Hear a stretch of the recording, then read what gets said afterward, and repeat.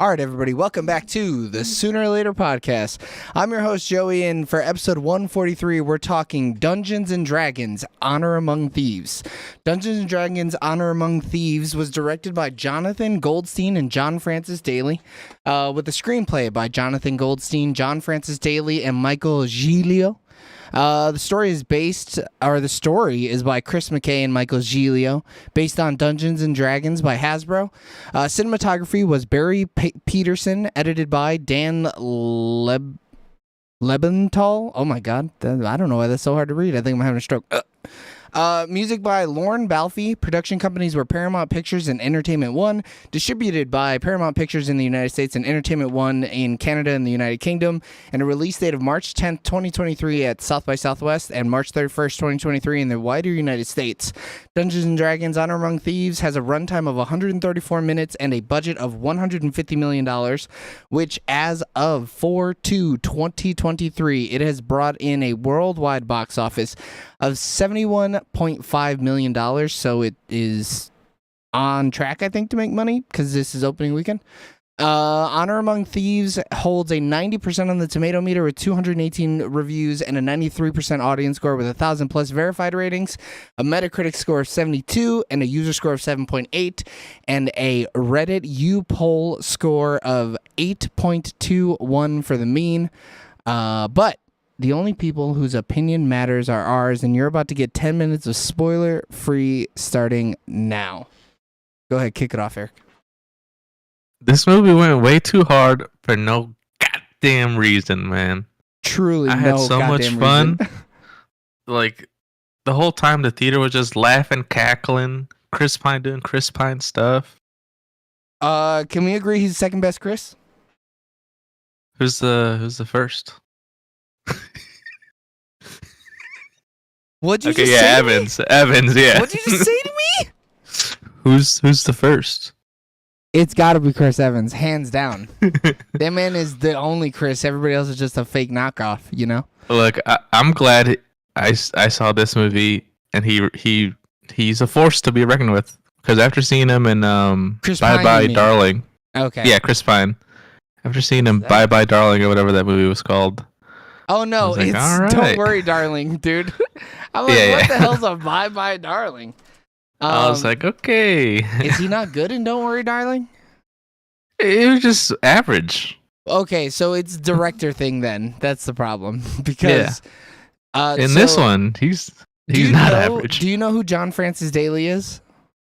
No. He's a huge nerd. He was on Freaks and Geeks. He's one of the geeks. And you know, they were, as the name suggests, fucking nerds. And I'm pretty sure he's like a huge Dungeons and Dragons person. And holy shit, it shows. This is the nerdiest movie I think I've ever seen in my entire life. But I feel like it's not even like that nerdy, you know?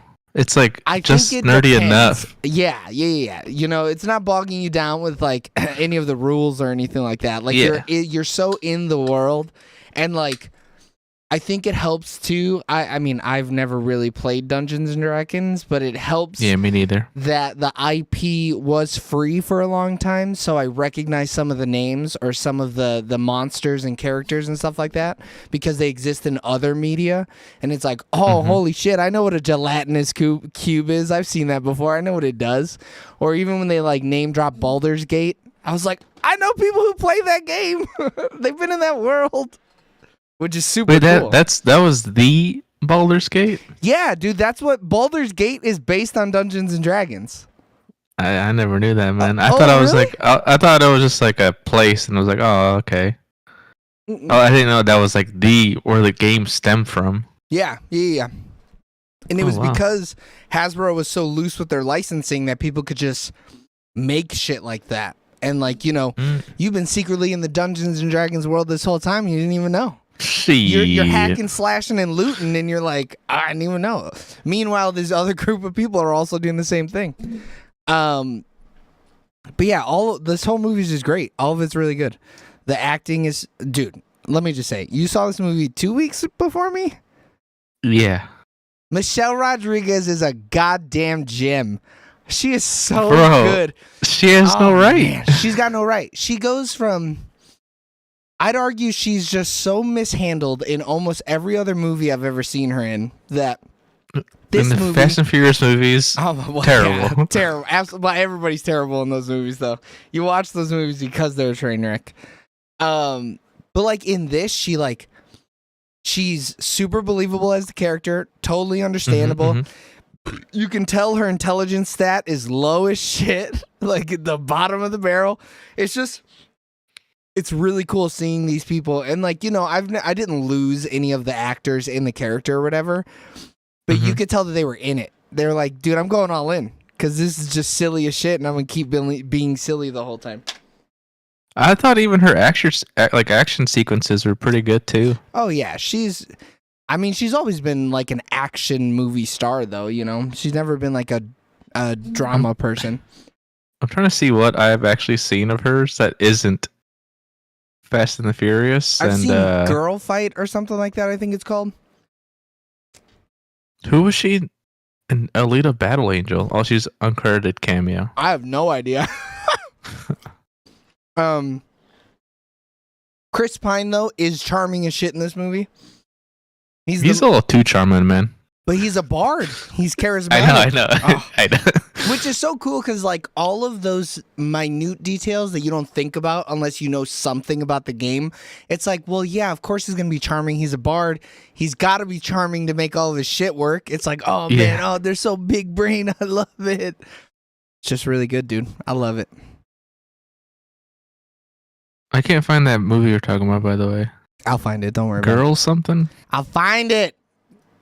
And then I even liked the side characters were good. Which one in particular? Because I have some things to say that might have to wait until spoilers. Old boy, let me see what his name was. Regé Jean Page. Is that the knight? Bro, how you gonna say I can't find the movie you're talking about? I look at Michelle Rodriguez's page for 1 second, bro, and it's her first acting credit, Eric. Oh, I didn't even go up that far up. It literally is. I thought it was like 2000s, man. Come on. I guess it is. It's literally 2000s. Late 2000s. She's been the tens. She's been playing action characters her whole career, basically. So it's nice to see her in a role where she's super warm and loving and motherly, and also could crush your skull with her fist. Because I feel like she doesn't get to do that often, you know? No, I was talking about Justin Smith as Simone Omar, the half-elf wild magic sorcerer. So Justice Smith was the main character from Detective Pikachu. And then you also would have seen him during our Mom and Dad Plays series where we were playing The Quarry because he's Ryan, the stick in the mud. No, I was like, how do I know this guy, man? That's how you know that guy. I was like, his face looks familiar, but I can't nail who that is. Yeah, so it's him, but of course the face scan technology is all weird. But like playing that game and then going to see this movie, it's night and day. It's like, bro, the people directing that video game had no idea how to use this man because he's funny as shit. I like him a lot in this movie. He's super funny. You can tell that, like, you know, he plays up the anxious, worried character really well, and it's not overbearing and annoying. I liked him a lot. Him trying to go after the tiefling druid the whole time. That is the girl from It. She's the yes, it is. Go look it up. Oh yeah, one of her pictures has a little red balloon in the back. Instantly, yeah, she is. That's her. And then Hugh Grant, Beverly Marsh, as the con man.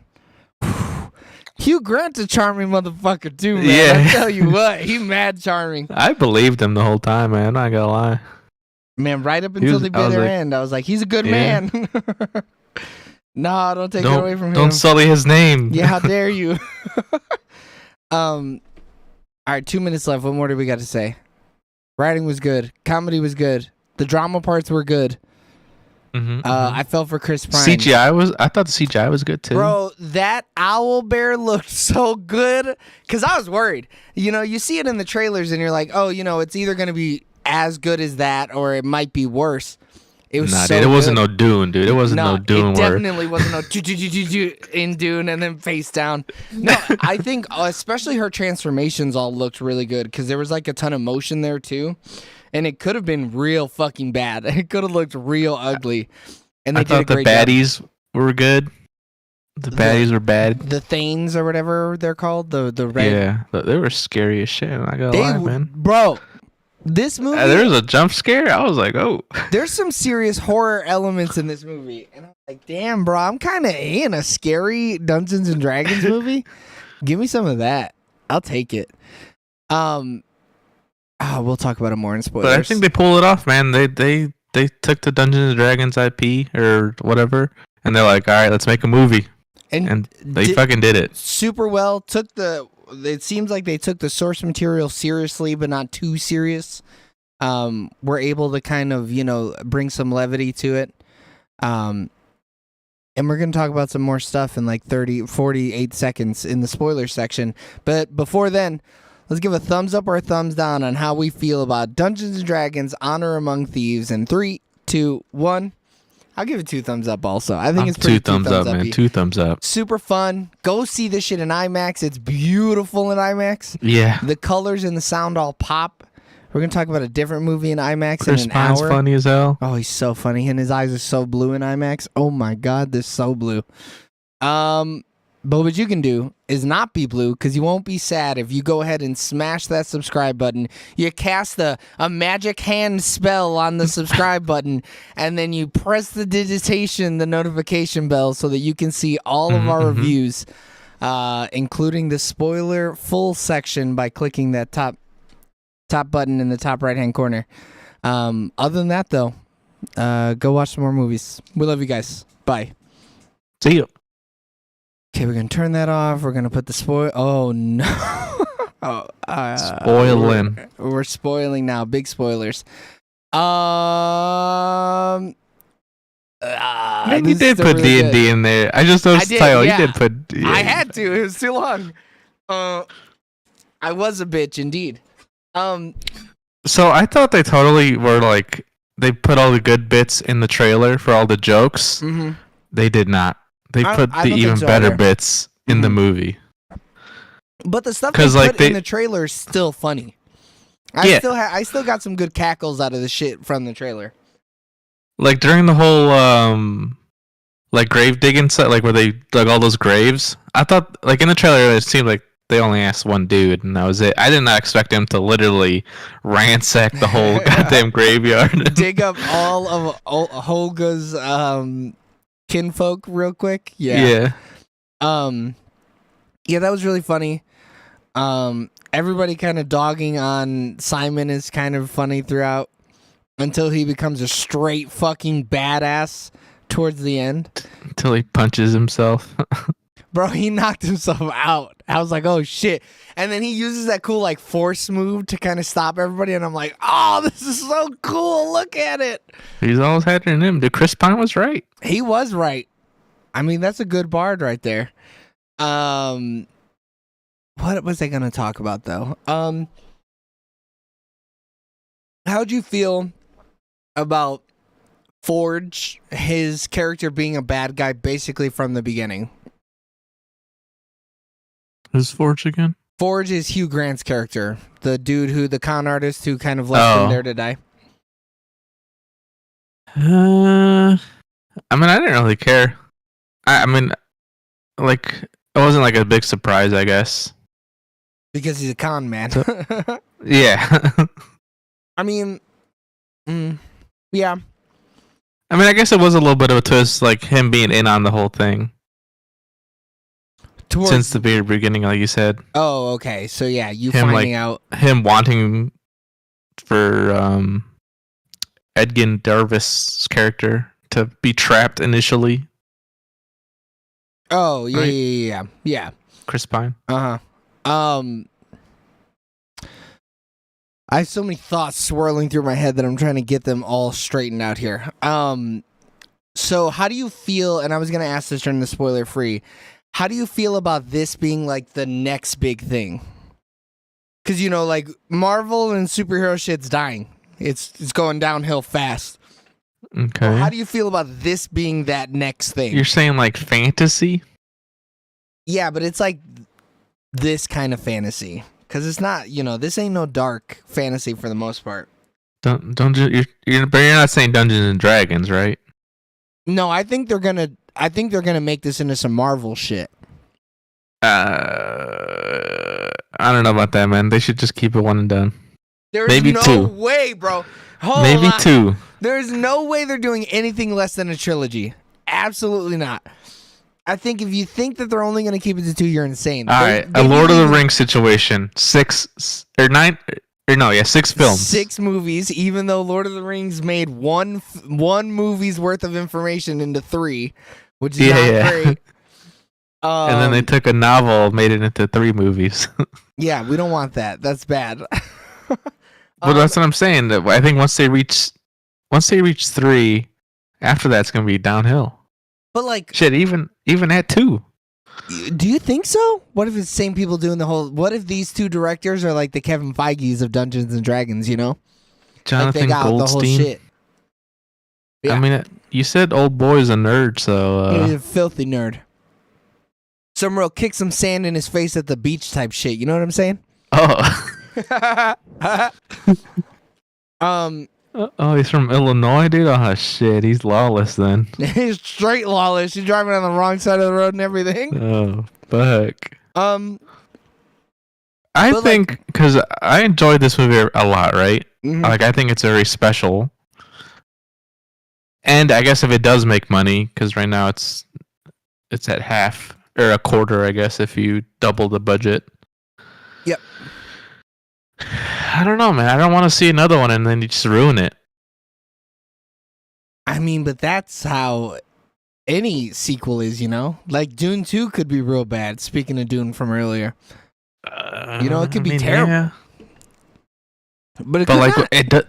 But why does it need to? Why can't it just be content with just one and done? I think the reason that you could argue that you'd want to make another one is because there are stories in the lore that I'm sure like filthy sweaty nerds that have been hunched over their table rolling dice and moving figurines around. They're like, oh, I would really love to see this sorcerer slain by this dragonborn warrior. You know what I mean? Like, and like I think they did a great job in this first outing by going all in. We saw multiple dragon people, a mother cat woman cradling her baby cat person, a Khajiit, yeah, a bird person. Like, they showed us a lot. They went all in. They didn't just do some. They showed us dwarfs or hobbits. I guess, yeah, those were hobbits. Halflings, I think they're called in D&D though. But like, they went all in, and I feel like they showed us a little slice of everything. I feel like most things don't do that. I mean, they just are like, no, we don't want to get too weird. It might scare the hoes, But they were like, fuck it. No, we're scaring all the hoes. If you don't want none, get the fuck out. I mean, I think the title alone, people are gonna be like, oh, Dungeons and Dragons, that's boring. I'm not gonna go see this movie. So the people seeing the movie are the ones that fuck heavy with Dungeons and Dragons. You think the name alone is gonna scare hoes? You think Dungeons and Dragons is like? I think so, man. But like, we're in the time of filthy nerds. You know what I'm saying? I guess Stranger Things made it popular, so never mind. Yeah, think about how many fucking normies. I'm talking people who are clean cut, got 9-to-5 desk jobs, don't live in their mom's basements, are like, oh, Dungeons and Dragons is cool because I saw Mike and fucking all the other nerds playing it. I think just I'm right here. I think just like the X-Men movies did, and then MCU did. Like, comic books are cool now. Nobody's gonna get bullied because they're reading comic books. You're gonna get bullied because you're doing push-ups, you fucking sweaty gorilla. So like, I don't even think it's like a scaring the host situation. But as I've been arguing this point, I read the box office part of Wikipedia, and they're reporting that Debut night, it debuted at 38.5 million, top in the box office, with 61% of the opening weekend audience being male and 63% were 18 to 34 years old. So confirms some of the hoes got scared away from the name. Yeah, 100%. An older audience was like, "Nah, I'm okay not seeing this." Yeah, nah. We used to bully kids in high school for them playing that the demonology shit. What's the cinema score was an A- on this, which is really good. Even though I'm trying to think why Metacritic is in the 7s. Yeah, I don't know, because that's an actual aggregator. Yeah. I mean, a lot of there's not a ton of votes. I think that hurts it, right? So I'm looking here. There's like they got 54 critics. Yeah, and then 68 normies. So I mean, maybe the people who were really praising it on Rotten Tomatoes just decided not to show up on Metacritic. The New York Times said, after a decade in development, the project that made it to the screen is noisy, pixelated, smash up, and zap that does manage to capture the spirit of play. Pixelated? What? Where? LA Times said, the film's affable nature and the sheer charisma oozing off Pine and Grant is intoxicating. But overall, there's a sense that it doesn't quite get the engine revving, but never hitting the speed of which it seems capable. That's wild, bro. I'm looking at the lowest rated one on Metacritic here.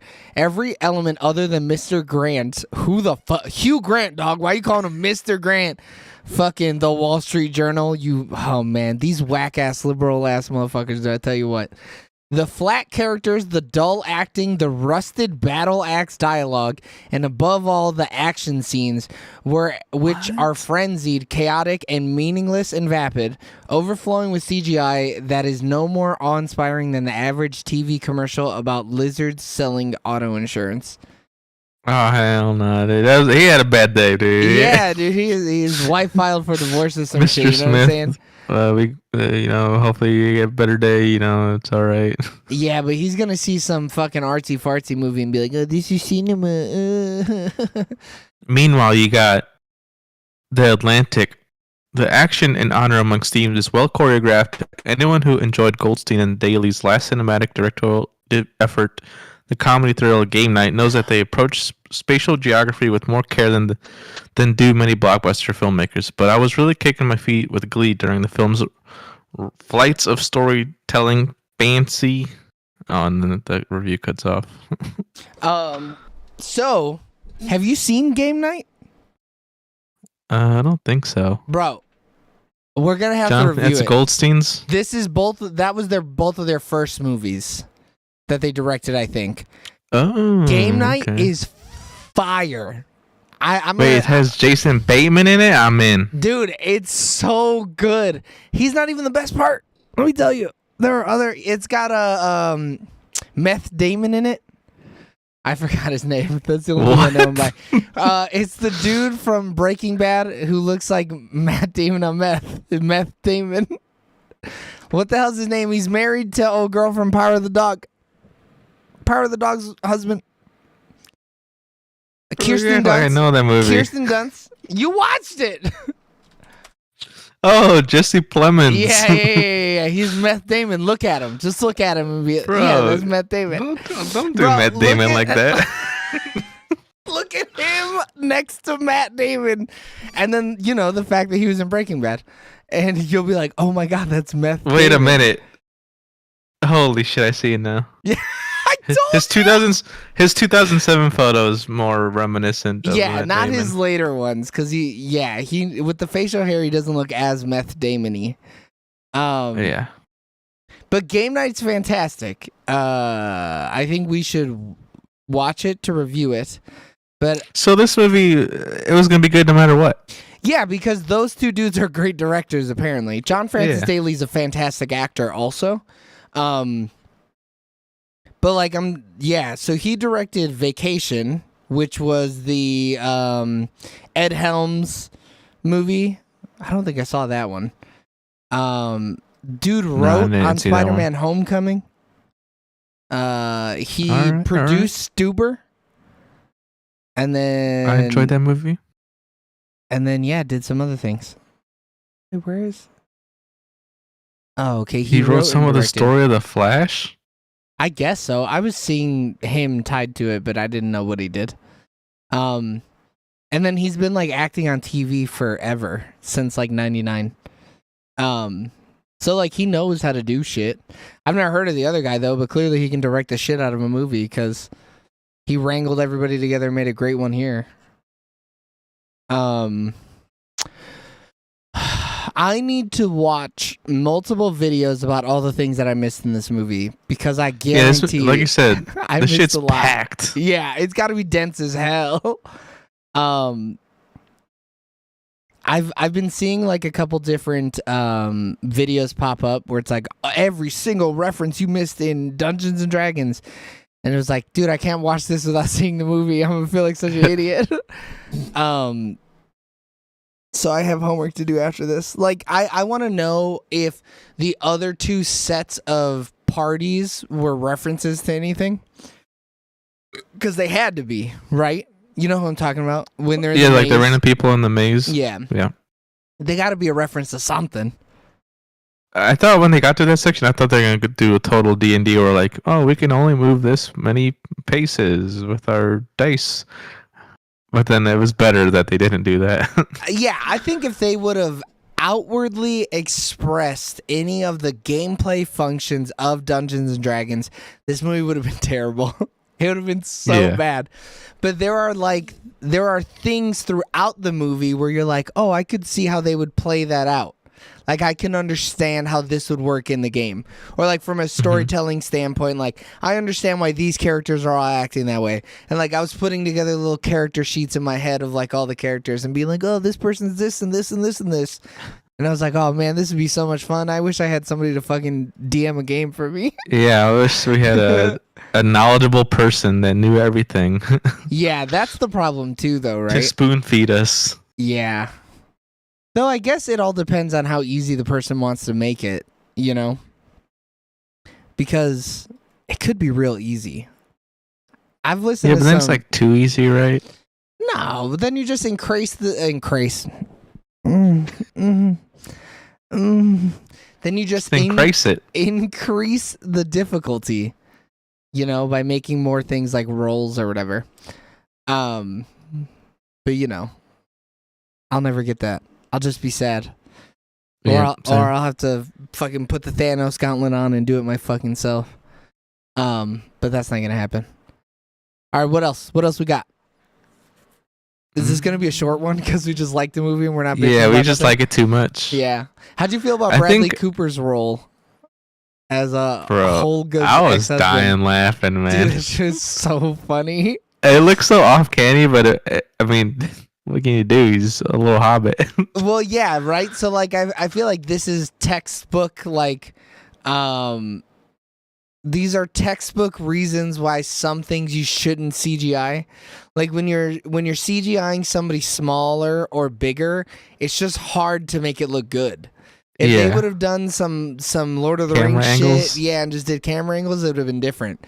But yeah, even though it looked weird, it was so funny.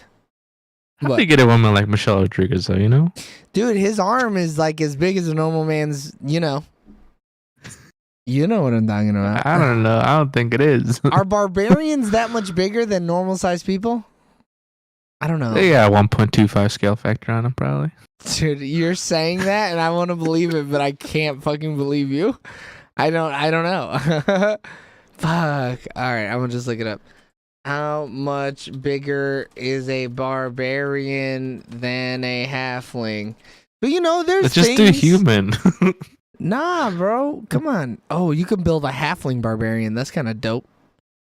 But you know, there's things you could do. He had that magic staff. He could have done some work with it. I guess. Yeah. He just had it in some random ass corner. Yeah. Oh shit! This is a portal gun. Yeah. I wish somebody would fucking say something to me about it. What else? What else do we got? We'll talk about things we didn't. I love the whole Chris Pine hologram. That Oh, shit, dude, I think that's the funniest part of the whole movie. that got When I saw it in theaters, it got so many laughs in theaters. Everybody was dying in theaters, and when and they didn't even show that shit in the trailer, dude. See, that's like one of those parts that. Go ahead. Oh, you're drinking. All right. Yeah, one of those parts that they just for us. Could you imagine though if they would have shown it? It'd have been terrible. It would have been so weird and so out of place. Yeah, you don't know what's going on. Yeah, it would have just been like, why is his face melting? What the hell's happening here? Is he dying? What's going on? Yeah, shit, I didn't come here to watch this man die. But yeah, it's that scene got so many laughs. So many people were just like cackling, and then one person was audibly like, "Oh, what the fuck is happening?" and then like you see his foot gets stuck or whatever, and then old boy's head just morphs into the body. Oh, that is where the CGI looked fantastic. I didn't know if they were just melting old boy. They had to. I thought they were actively killing Chris Pine. For spitting on Harry Styles or whatever. And then I loved like the Mission Impossible sequence where they had to get the painting inside the wagon. Oh, I know. And like the whole like hiding it, and then like, oh no, it fucking flipped on its body, like who the on fuck the floor. would put his face down? Yeah, what chimpanzee would do this? Which is cool. Because then it also elicited the feeling of like, oh man, could you imagine if a DM like just happened to be like, oh, and actually your picture's falling face forward. What are you gonna do now? Yeah. And then you're like trying to change everything up on the fly. Like little things like that where it's like where the storytelling is like, oh wow, what's the chances that would happen? You could just explain it. Like, well, there's some sweaty dude with a neck beard behind some placards, and he's like, devising a plan to make these people's lives harder. Man, I'm gonna shit all over them. Then the whole like the Volt's not the Volt. That legitimate surprised me. Dude, that was a good misdirect. Cause yeah, they got in. So I was like, they're in. They're easy. And then that was it. And then they got sucked up by some hentai tentacles, which was like, oh, what the fuck's happening here? So wait, who is the big bad? So it's not. I want to say not Kirsten Dunst. No, not Daisy Head Sophina. Because I fucked up. She's a red wizard of Thay. But like, who's the Thay? Oh wait. What? I thought Daisy Head is. No, because she's like an underling, Oh. Because she got the Vecna looking ass boy over there who was all like, yeah. He's sitting in the shadows and shit. Yeah, Vecna. No, that's not his name. Who is that? Didn't they give us a name? I legit just can't remember. Thay, dude, I think. No, his name's not Thay. They're from the city of Thay. See, this is our problem. We don't have a DM here to be like, yeah, we don't know the lore. Actually, I'm just gonna go. Where are red wizards from? No, you would put the Red Wizard of Thay is where you put it. We won't worry about it. But like stuff like that makes me think that they led by Zaz Tam. There you go, Zaz Tam. They name dropped that dude hard as shit. Did they? Okay. Yeah, real hard. I can't remember. Because when Regé Jean Page's character is telling them about what happened, that's when he name drops him. Because he is a Thay, isn't he? Yeah, he got a little bit of that Thay in him. He does have that Thay dog in him for sure. He's got the little tattoo. Oh, so he's Zek Yandar, who's a paladin who narrowly escaped Lich Zaz Tam's rise to power in Thay. There you go. And as a result, ages more slowly than a normal human. Oh, so he's a You lich. look damn good too. He's an undead witch, or whatever the fuck liches are. And Thay is a fictional continent and the primary setting for Dungeons and Dragons world of Forgotten Realms. Wow. Which is a campaign set in the most recent 5th edition. I know all those words and they all make sense to me. Oh, I liked how, Zek Yendar or whatever is like seen as like a character. He's not like a part of the main party, but he's like a character that like a DM would play or whatever. And he just shows up, helps out, and then he's gone. He's like, all right, I'm done. See you guys later. I helped out. Yeah, he's just a NPC basically. Yeah, which is cool because he's OP as shit. Yeah, he's a little busted. When he was fighting old boy Dralis, that shit was hot. You had glowy sword versus flaming sword. I'm all about it. Shit. What else do we got? I don't know if we got anything. Fat Dragon? Fat Dragon was hilarious. I loved Fat Dragon. Yeah. Everybody got a good Makes chuckle sense. out of him. It was cool. He was just seeing, dormant the whole time. Yeah, just hanging out. It was cool seeing Chris Pine's character kind of figured out a way to create a bomb. Somehow they lived. I don't know that water would have worked like that. I think they all salt water, dude. Come on. Oh, is it soul water? Salt water. Oh, salt water. What the fuck does that matter? I don't know, man. He said it though. He asked that, and I was like, "Why? Huh? Is fresh water gonna ignite under the flames? Yeah, and man. salt water doesn't? Ah, shit! I should have thought about that. Clearly, he's a chemist, and I'm not though. He's the plan guy.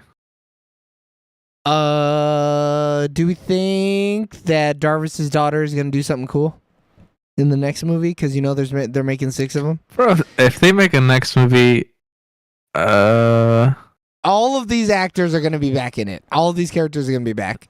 You're crazy. Nah, Chris Pines gonna be like, nah. No way. What's he gonna do? Don't worry, darling. Too. He's not. He's not gonna do that. Nah, you're crazy. Oh, I haven't been recording vertically this whole time. Oh, Eric. Michelle Rodriguez gonna be like, nah.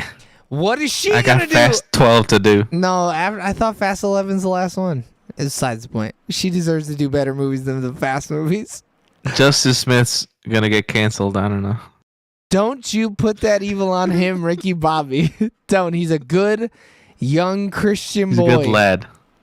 I actually don't know what he is. Where is he? He's 27 years old. Dude, his picture on Wikipedia is fucked up. Yeah, it's like a high school picture or something. I don't know why. At a party. Yeah. He's litty. Look at those eyes, dude.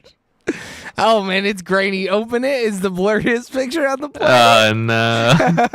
Oh, my God. It's so bad. I love it. Fuck it up. I ain't got nothing else, man. This movie was just too good. Yeah. It blew my socks off. I'm not gonna lie. I'm gonna spoil it. This is one of those movies where I'm like, I can't wait to get a steelbook, dude. This steelbook's gonna be hot. Like, this is the week where we saw The Whale, and that's why I was like, brother, we reviewed the wrong movie. No, I don't this think compared so. to The Whale, You're crazy. I don't think this so. one was super fun, and then I got super fucking sad. Yeah, but we did a full hour on The Whale. I mean, yeah. That means that movie was worth talking about, you know? And I'll have you know, 2 people have reached out to me and been like, you know what? I listened to your guys' entire review of The Whale. I guarantee nobody's going to be like, man, your guys' review of Dungeons & Dragons. But half of the people who told me that were like, I watched your review because I couldn't bring myself to watch the movie. Oh, wow. And this is a movie that I feel like is so easily watchable. It's a quick 6-7 watch, you know? Super accessible. You don't need to know anything about Dungeons & Dragons, really. You really don't. It might actually hurt you to know something about Dungeons & Dragons. Yeah. I'm curious to see, because one of my coworkers, he's heavy into Dungeons & Dragons. I'm curious if he sees this movie. I'm curious to see what he thinks, because he'll probably be like one of those nerds that are like, oh, it actually sucked. Yeah, I don't like the way they portrayed the Red Wizards of Say. Yeah, you're gonna have to find out and then report back so we can put his review. I will. You're gonna have to record him, and then I'll listen to the recording and I'll say everything he's saying. That way he doesn't get doxxed or whatever, you know. All right. And then we can We'll have just AI it. it. Yeah, It's that's the new what we'll rage. do. We'll feed it into Chat GPT. We'll be like, listen to this and write everything out, and then that's what we'll do. All right. What was your favorite part of Dungeons and Dragons: Honor Among Thieves? The little lip bite that Michelle Rodriguez did at the end.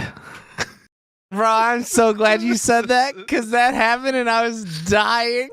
There's a halfling that gives her an award and she looks down at her and it's the least sexy lip bite on the planet. It's so funny. That's her new hubby, dude.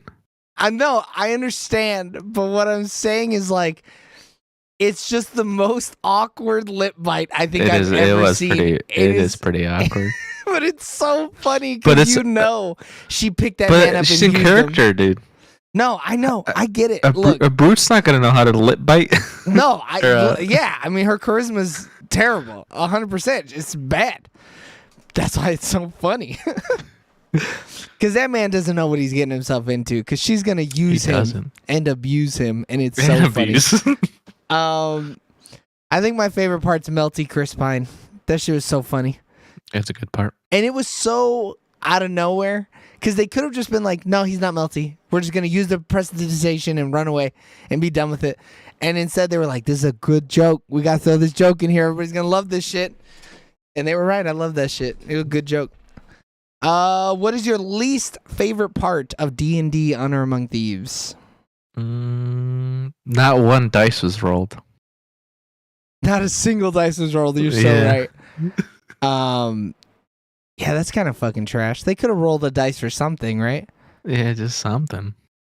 Too bad. Maybe we'll get it in 2 or 5 when it's really bad. I swear to God.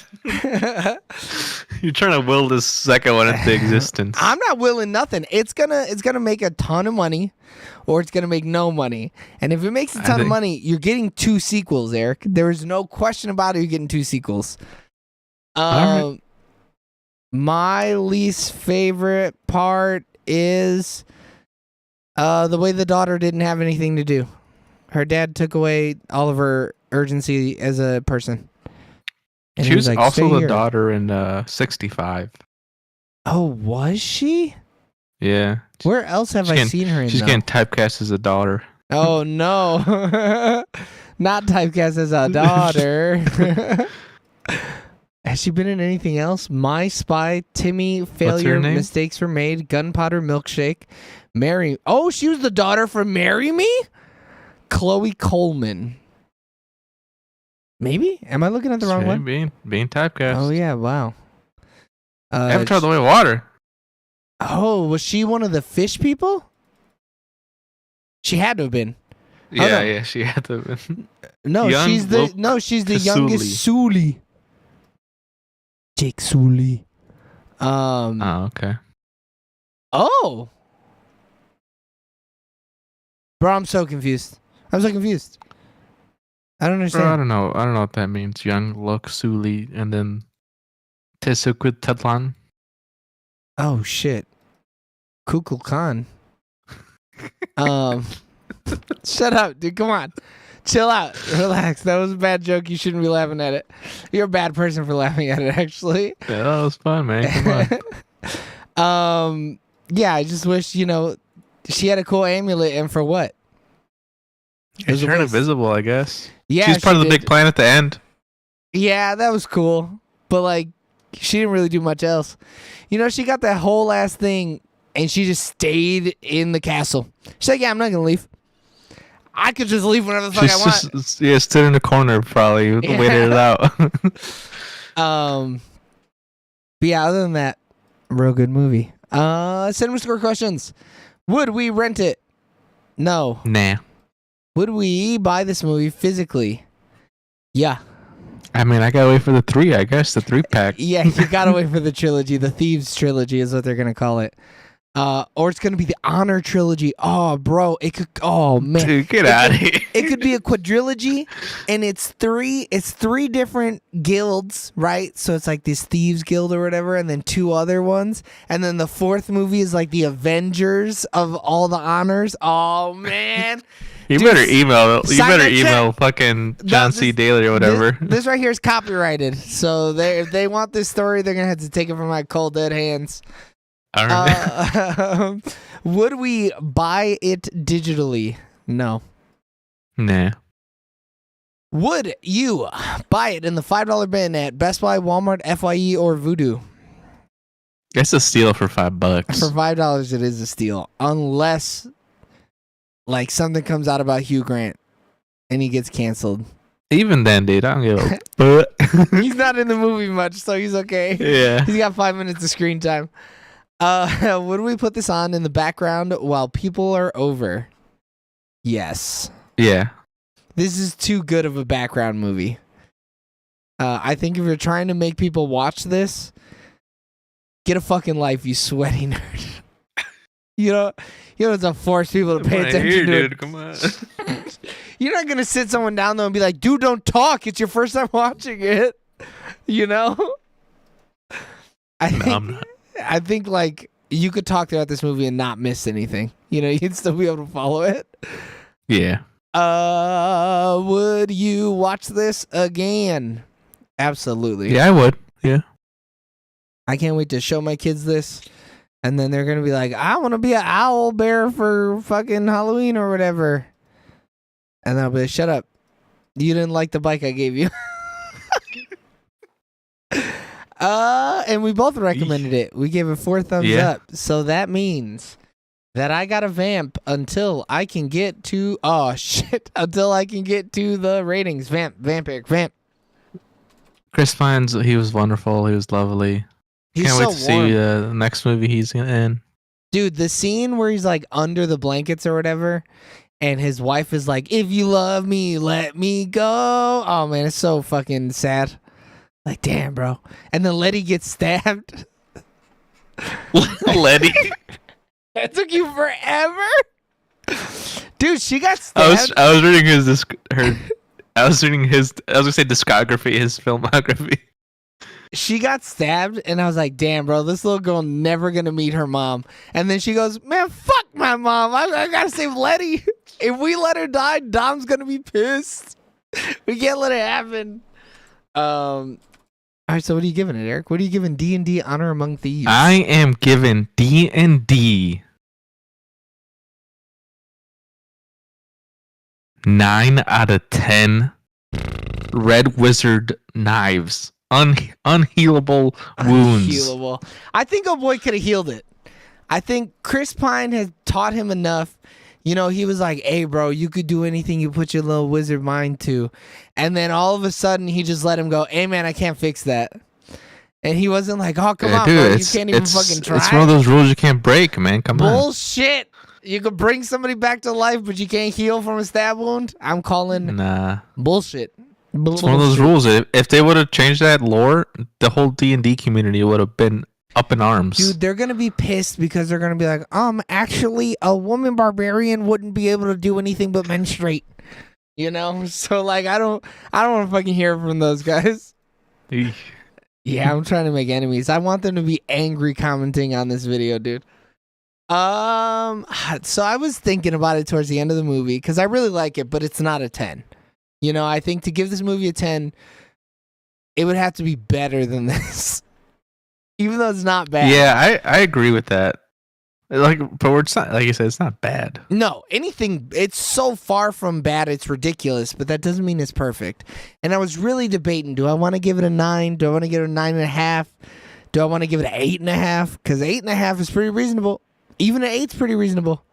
Yeah. Like, did I like Banshees of Inisherin better than this movie? Because I gave that an 8.5. But I only gave The Fablemans an 8. That movie was a lot of fun, too. Damn. That was a good movie. I only gave that an 8. I think I gave All Quiet on the Western Front too high of a score. I gave that a 7. But like Scream 6 is a 10. Oh, man, what do I give this? Did I like this movie better than The Whale is the better question. I don't think so. Give it the 8.5, dude. You can adjust in 50 episodes. I can adjust in 150 episodes. You're right. All right, I'm giving it 8.5 critical failures out of 10. Critical successes? No, it'd be a nat 1. Yeah. there was 1.5 worth of nat 1s in this movie, I guess, to bring it down. All right, everybody. Thanks for tuning in on twitch.tv/SoonerLaterTV or youtube.com/@SoonerLaterTV for our review of Dungeons & Dragons Honor Among Thieves. Oh man, how does this spiel go? If you couldn't catch us live on Sundays at 7 p.m. don't worry. You can catch us anywhere else on all podcasting platforms and on YouTube. Look up Sooner or Later TV. We post our reviews on Wednesday afternoons by noon, so you can watch it at lunch. That's noon Eastern. So, everybody's going to have it. If you're eating a 9 a.m. lunch because you're clocking in at 5 a.m., I got you, fam. We're out here for you guys. So, go ahead, click that subscribe button like I said earlier. Put a magic spell or whatever nerd shit on the notification bell so it always hits you with it. And tune in a few minutes or next week for our review of John Wick 4. We love you guys. Bye. See ya.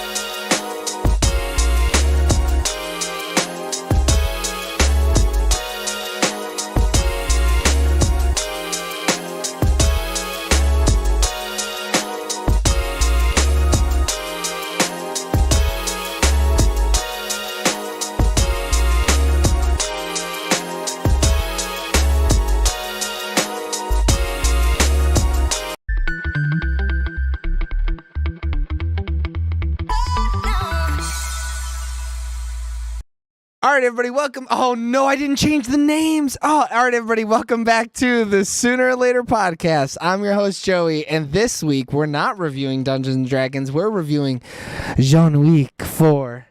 John Wick 4, is it chapter 4? No, it's John Wick 4. I don't give a fuck. Directed by, nobody else can hear you guys. I keep forgetting. No, I know. So John Wick Chapter 4 is directed by Chad Stahelski, written by Shay Hayton and Michael Finch, based on characters by Derek Kolstad. I don't care about producers. Cinematography by Dan Louston, edited by Nathan Orloff, music by Tyler Bates and Joel J. Richard. Production companies were Summit Entertainment, Thunder Road Films, and 8711 Productions, distributed by Lionsgate. John Wick Chapter 4 had a release date of March 6, 2023 in London and March 24, 2023 in the United States, with a runtime of 169 minutes and a budget of $100 million. As of 4/2/2023, John Wick Chapter 4 has brought in $244.8 million, making it a smash hit at the box office. John Wick Chapter 4 has a 94% on the Tomato Meter with 305 reviews, a 94% audience score with 5,000 plus verified ratings, a 78 Metacritic score with 58 critics, and a 8.6 user score with 262 ratings. And a Reddit U poll of 8.48. But the only people whose... Oh, wow, come on, I care about that. The only people whose opinions matters are ours, and you're going to get 10 minutes of spoiler-free starting now. Go ahead, boys. No, just go. Just go. It's fine. They get extra 3 seconds.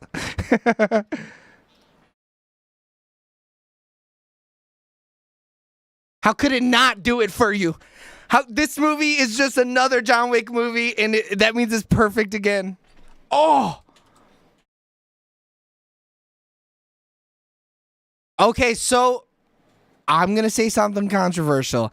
I think we all agree that John Wick 2 is the best, then, right? Because it is far and away the best John Wick movie. There's no fucking way.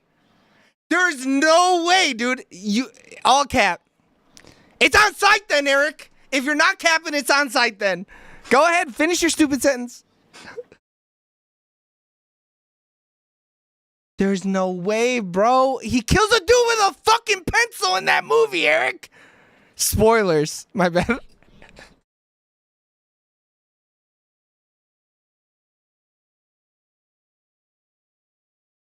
That's when he Baba Yagas. That's, yeah, 100%.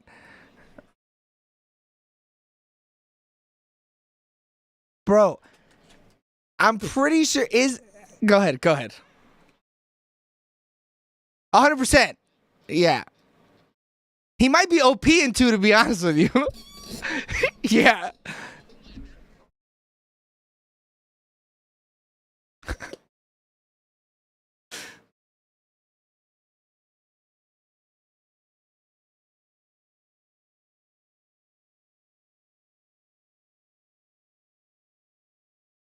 Yeah, what the fuck's kind of school night are you talking about? Look, I'm gonna tell you how it is right quick.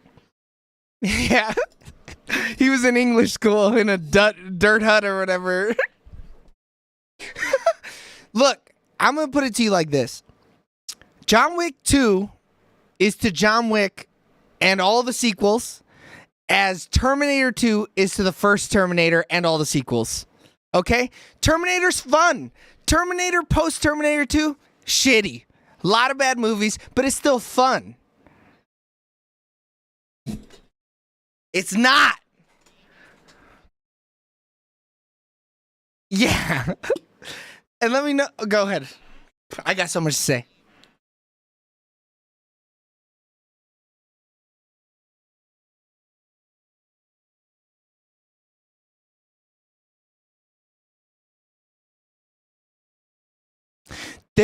There's a lot.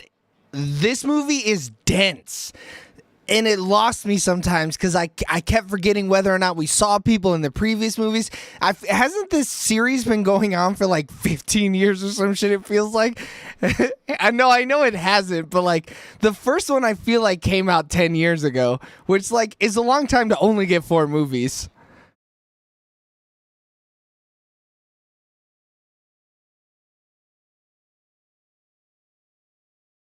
Two was 2017. So what was one? One was 2014. It's been almost 10 years. Holy shit. Which is like a long time to try to keep a storyline going where it's one dude fucking some shit up for 10 years straight. It's kind of hard to keep it all together. Not gonna lie. There were some times where I was like, did we meet Hanzo in this other movie? Because I forgot about it. I remember him from Endgame when he got murdered by Clint, but that was about it. I don't remember him from John Wick. I think this one, because of what's going on outside of this John Wick movie, was doing a lot.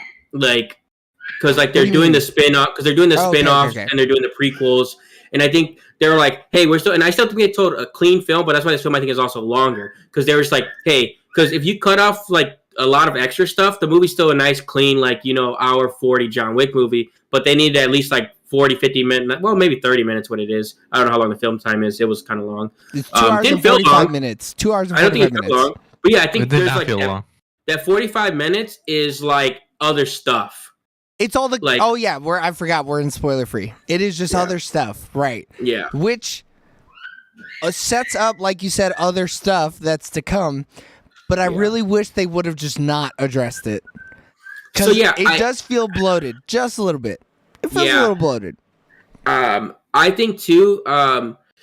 there's times in the John Wick verse where I'm like, okay, hey, this is the John Wick world. It is what it is. Like you have to accept stuff for like what it is. Yeah. But there's certain times when I'm watching this and I'm like, I get it in the sense of like some stuff with honor and some stuff with like that. But I'm like, logically, I don't think the way they're telling this makes sense. The action sequence though is flawless. So like you kind of let it be. Right. But there's certain stuff that happens throughout these movies, and it's a whole series where like, oh, I guess they're men of honor, but then you have other people that aren't honorable. So it's like I don't know when should someone be honorable and not. Yeah. But it's like you just have to be like, okay, hey, this is just a character trait of this person. So they will like let John Wick kind of get away with stuff at certain times, and it's like. Because John Wick should die in the series at least 50 times. I mean, I don't think it's spoilers to say that he got thrown off of a fucking roof last movie. Big story. Yeah, and he every hit a piece movie of metal. he's near death. Like I think in 2 though, he's his best without almost dying.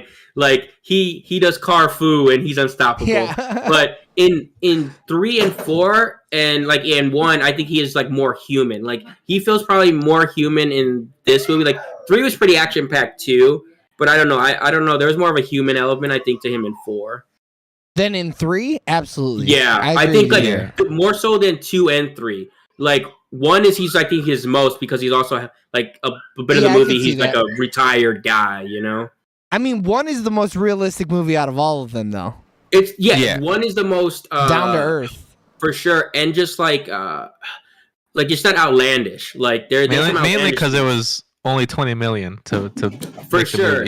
Oh, really? That's cheap. Yeah, it feels like the first one feels like you could tell it's like an indie movie. It's indie movie. Like, yeah. To me, it was like, oh, this is. It almost gives you like short film kind of feel to it. Yeah. But then these other ones are clearly big blockbusters because even with this movie, like John, so Keanu and the director's like, we want to be done in It's Lionsgate, right?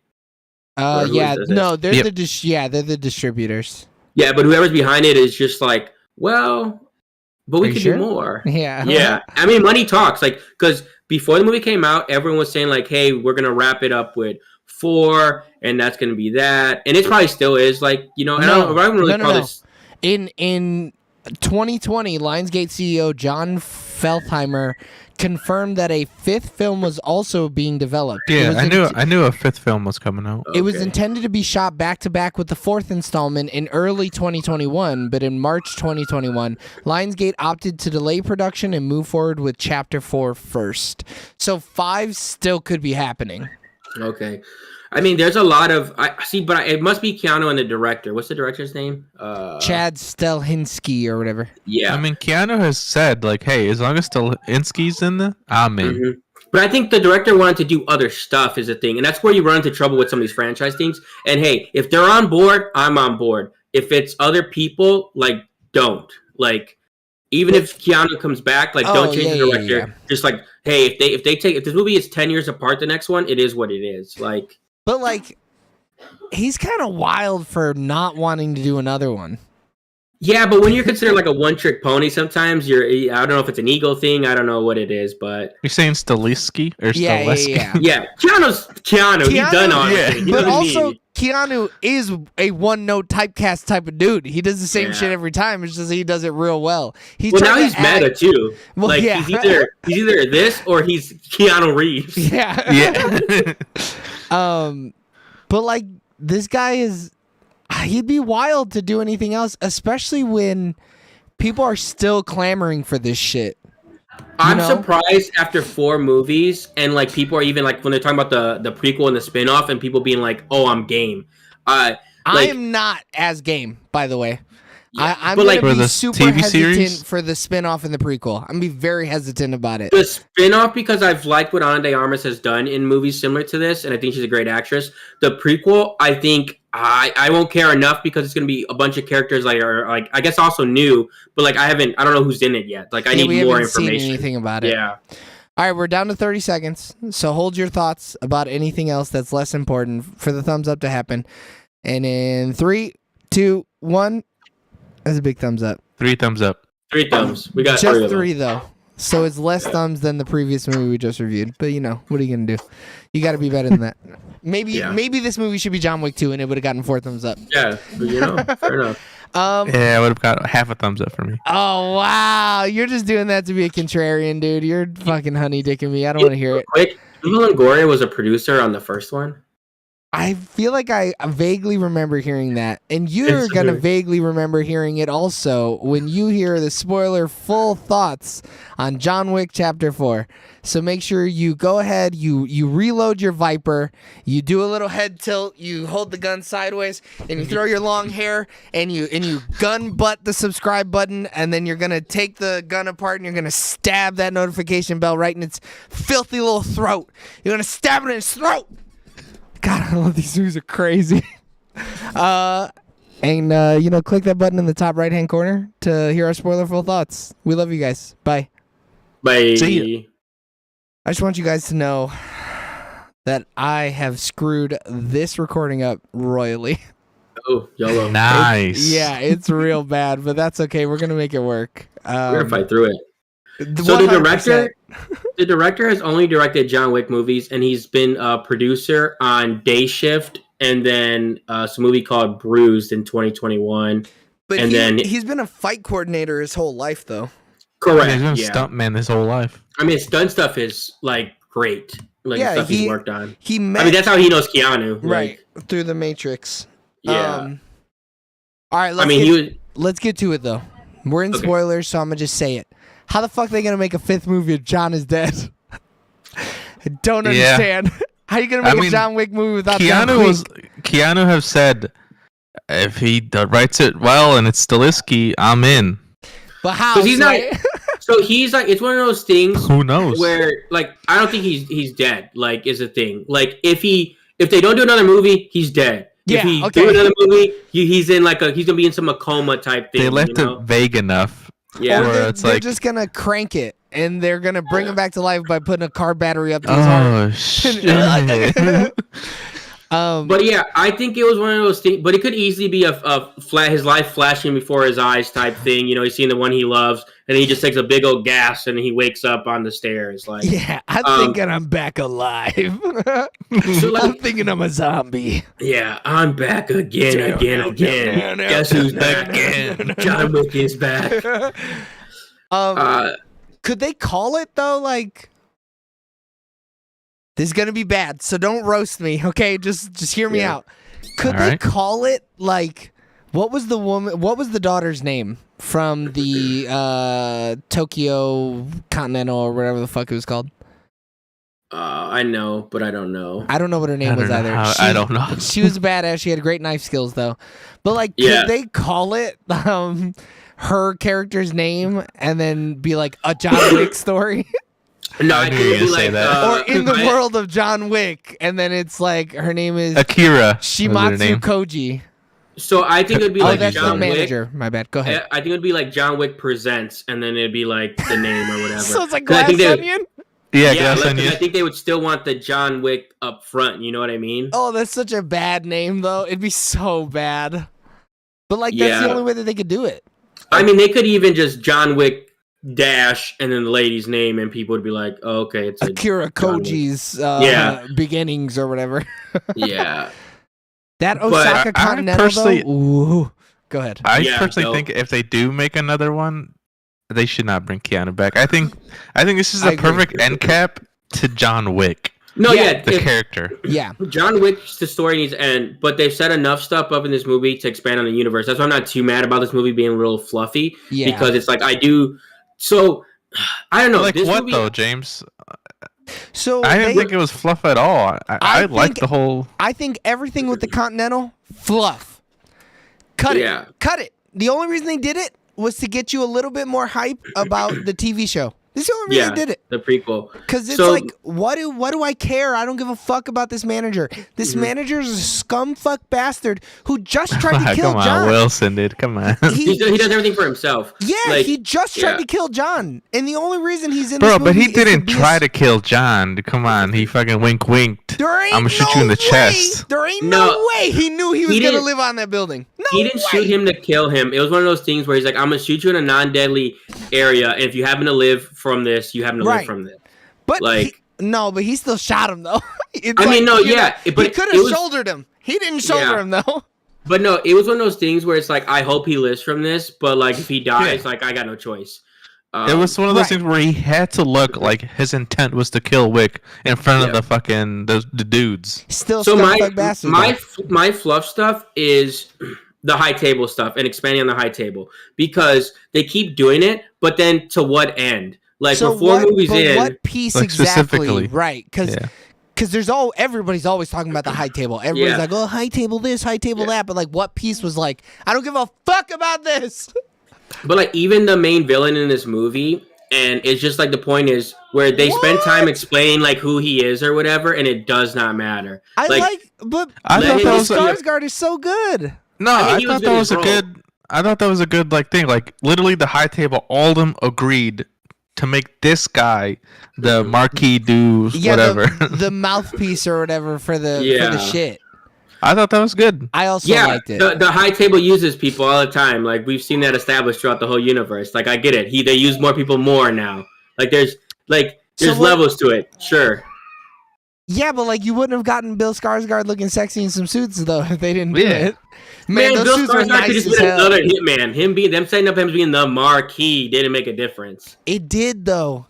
Nah, he was just a person that was like, all right, I sent him people. He's no different than the character. If he was another hitman, then he wouldn't be able to deconsecrate the Continentals.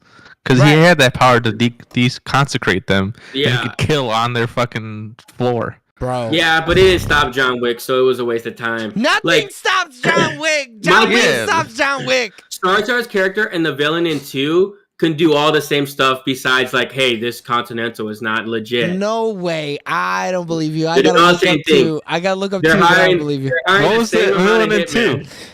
Bro, it was fucking Ricardo Sacramento or whatever the fuck this dude's name is. The villain Santorini. Yeah, Santorini. Yeah, right. I remember now. I mean, he had John Wick stank his sister though, so like the man was unhinged. But that wasn't in the Continental, so all rules were free. Yeah, hold on, bro. I feel like you're really lessening Bill Skarsgård's character in this movie. He was a much more menacing character than Santino was. 100%. All I'm saying though, that Continental killing stuff doesn't really matter. In the first 2 movies, people literally try to kill people in the Continental. So like this guy stopping the Continental but they wouldn't have gotten caught, you know? Like John did some shit out in the daylight. Like he was doing Pilates and shit. You know what I'm saying? Like nobody does Pilates in the daylight. Nobody.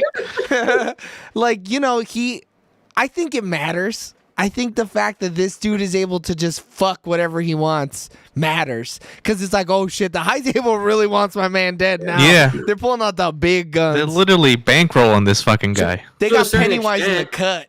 And, like he has all this power, and then all it takes is the one family to be like, "Oh yeah, we'll set up a dual 1v1," and then he's like, "Oh shit, he can't do nothing." Well, because you know there's rules. That's his hubris. Yeah. No, there was no hubris. No, he was sending no boy to die. He wasn't doing nothing because he didn't want to do it in the first place. He hit him with the old rules are meant to be changed, and then and then the manager was like, "No, they won't go for that." And then the high table didn't go for that all of a sudden.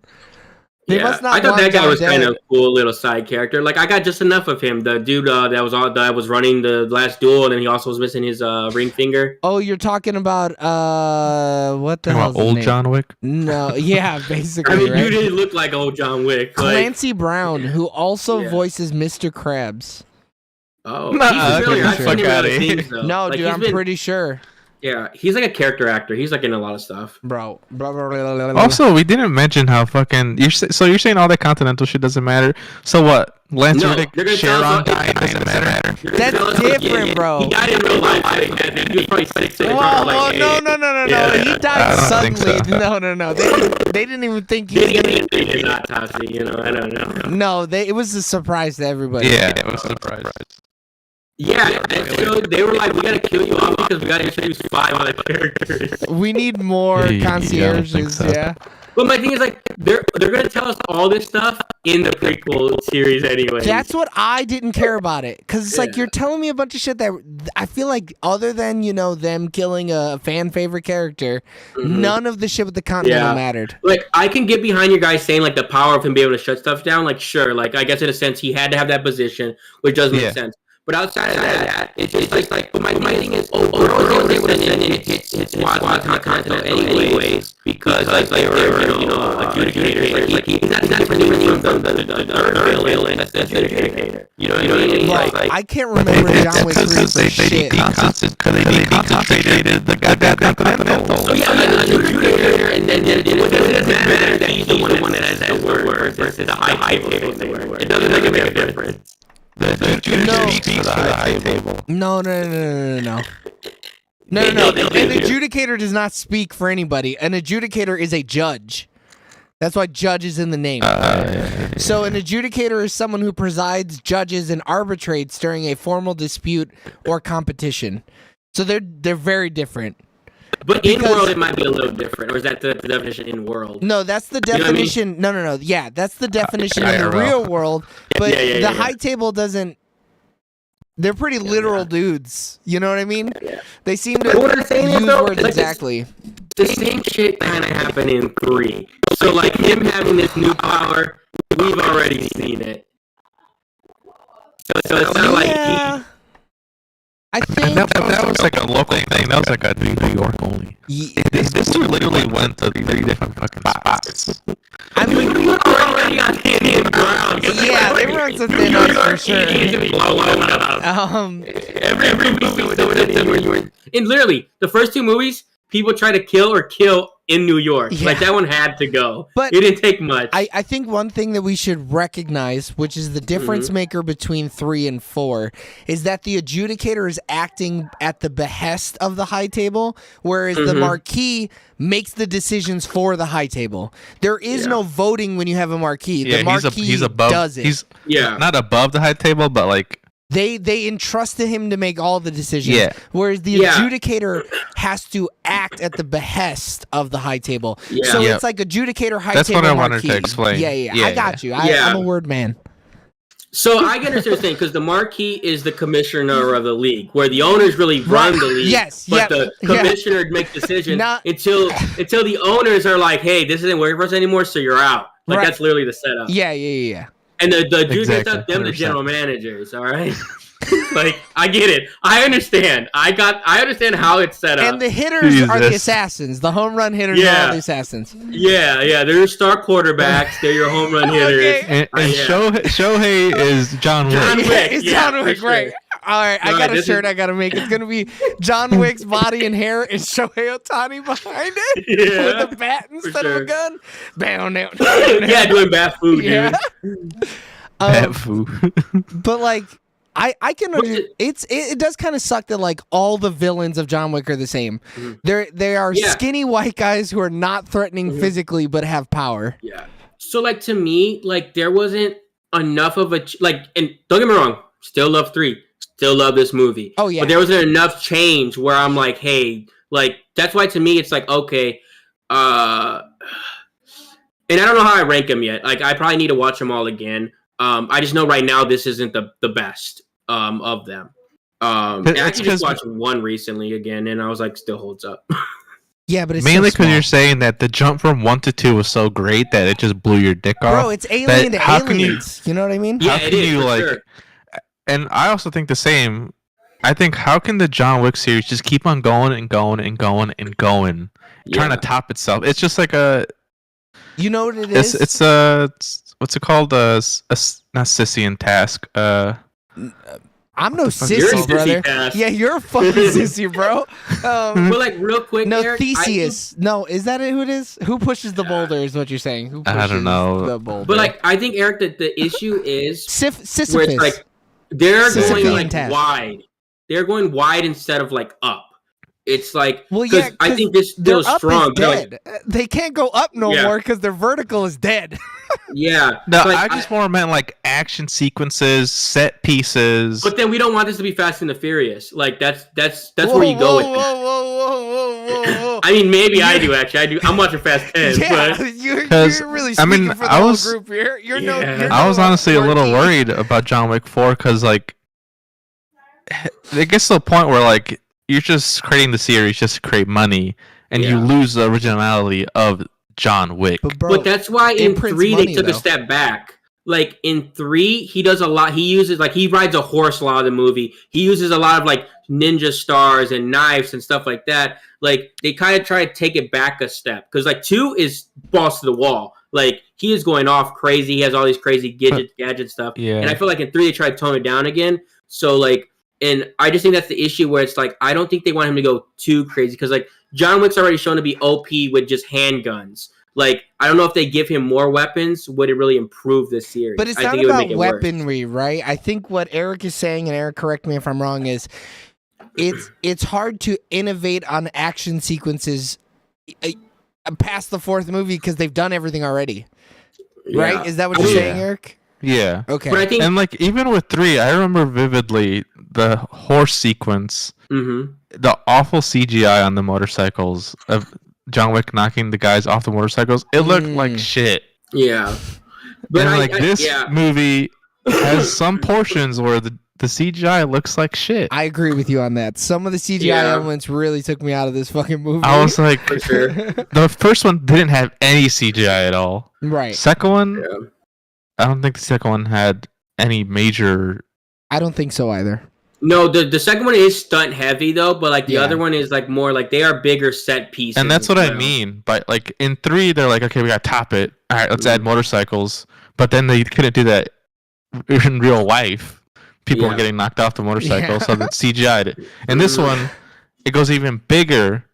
And they're like, okay, Arc de Triomphe, it's cool. I like that whole set, but some of the CGI looked like shit. What parts of that Arc de Triomphe scene did you not like? I didn't think it looked bad there. I thought the sunset looked like shit. But like, I didn't think that scene looked bad. Talk to me. I want to hear it. There's some sequences where like the dudes would get run over and it would just look it would look like shit. Okay. It was mainly that. And it's a nitpick, right? Yeah, because no, and at this point I am nitpicking even like stuff with the villain and stuff because if not it's just like, hey, I thought the villain was just as good as the villain in 3. I thought 3 was a great movie. Like this also villain is the villain is cool. He's great. This one does a cool thing though. I think when they add in the Nobody bounty hunter guy or what are they called? Nobody. His name's Nobody. Mr. Nobody. Yeah, but what does John Wick call him? He's like, you're a scavenger or a hunter? Oh, he calls him the Tracker, but his name is Tracker. Yeah, but he tells everybody his name is Mr. Nobody. Yeah, but like that's another thing where I'm like, oh, okay, that's kind of interesting. They expanded like another because there's other roles in this universe. He was and I cool think that's as shit. Cool. I thought that great character at his was job rad. too. Yeah. Yeah. And then still, I think having that character shows you like there are different sides of this world too. Like because there's still this weird thing where the police are like aware of the hitman and they just like let him be. So like we don't even see really cops like outside of like the first movie. But like also too like having the tracker guy and then having being like an outside party in because like you assume everyone's kind of like in the world, but it seems like he's more of a like. Hey, they're all contractors, but like he's a contractor outside of the world of contractors. He's an independent contractor. Yeah, but he's also. I guess we've only ever seen assassins, and he is an assassin though. He's ready to kill John the minute that shit hits 50 mil, but he just never does it. In a sense, I think too, like, because I think they do killing, but they also just do. I think he would have just caught John Wick, given John Wick the like, and let them kill him. Because when he's like. Oh, go in there and kill him. He's like, hey, what are you talking about? I found him. So I think like, that's how he's different than an assassin, where it's like he'll like do some catching and like I'll tie John Wick and I'll give him to you. when all the other people are like, no, if I shoot him, I get $50 million or whatever the final one was. Well, he was trying to get that easy bag. Right. I think he was just trying to get easy money. So he's like, bro, you contracted me to without find risking this his man. life. Right. Yeah. Because he knows. I mean, I'm not even trying to find John Wick, though. You're a fool. Like, don't even get John Wick's circle, dude. Yeah. Get me away from that man because he's a killer. But I'm trying to think about whether or not they say it. Is this whole organization just killers? No, because like we see, I mean, the people that all work for, like, because technically the whole society is people that work at the hotel, is people that are the judges, that are people like, you know what I mean? Like, so in this world, this is just the law. You know what I mean? Their special doctors. Yeah. Because everyone's within the gunsmiths. I think we're going to have to rewatch the series. I think we're there's a ton of job within the job, because like everyone still reports to the high table. Because even in, is it 2 where the guy, when he helps John Wick, but he's like, you know, he has to shoot him or whatever, and like, because they doctor, the underground doctor, or whatever. Because even him, he has to abide by the table's decision to make him deconsecrated. Yeah, but excommunicado. There's yeah. You know, they're not employing garbage people. You know what I mean? Like, I'm trying to figure out what. And maybe they just don't talk about it. But in this world, like in the when they go, it's I think it's in 2 where like everyone's like a regular person, and then it goes thing, and you see everyone's phone go off. Where I'm like, there might be regular people. Yeah, that was at the end of 2. Yeah, there might not be a single regular person in the joint though. You know what I'm saying? Though, like I think people have theorized that in this world, like there isn't any wars. It's these organizations that go up against each other. Okay. I think this is like the mob, and it just took over. Like the mobs didn't get shut down. So this is an alternate universe where mafiosos took the world over and governments are just figureheads. Okay, I can vibe with that. That helps because that's one of the theories. That's kind of how it seems. And then I haven't read that theory, but like I can see why people found that theory because that's kind of how I've looked at it. Like in a sense, because it's kind of hard to put words to like what is going on in this world. Because even like when it was like doctors and polices and stuff like that, they still like the mob had them under their pocket and stuff like that. Right. So like, I feel like it's very similar. But in this world, it's not bad to fall under the table because everyone falls under the table. That might be something that they bring up in the Continental then. Yeah. Whenever that because I don't see the spin-off being anything other than another action movie. Like I don't think that one really expands too much. Yeah. But I think the series, especially because it's gonna be longer, like they can kind of, and it's more of an origin thing. I know a lot of people are saying like John Wick 5 should be a prequel. But like my thing is in the comic books is the prequel to John Wick. Oh, like really? and I don't know if it's considered canon, like it's like okay, we'll just read the comics. But if not, it's like okay, sure. But like my issue is they've already kind of told that story, and I know it's not. But like no one reads comics, so you know. But also, fucking Keanu Reeves is too old to be playing 20-year-old Keanu Reeves. You know, and I think that'd be the issue too. Like, who do you cast? Nobody. You can't. How could you cast? I thought it was perfect that he was legit getting tired after he nunchucked to death people. He was like on the floor panting. I think that's like realistic.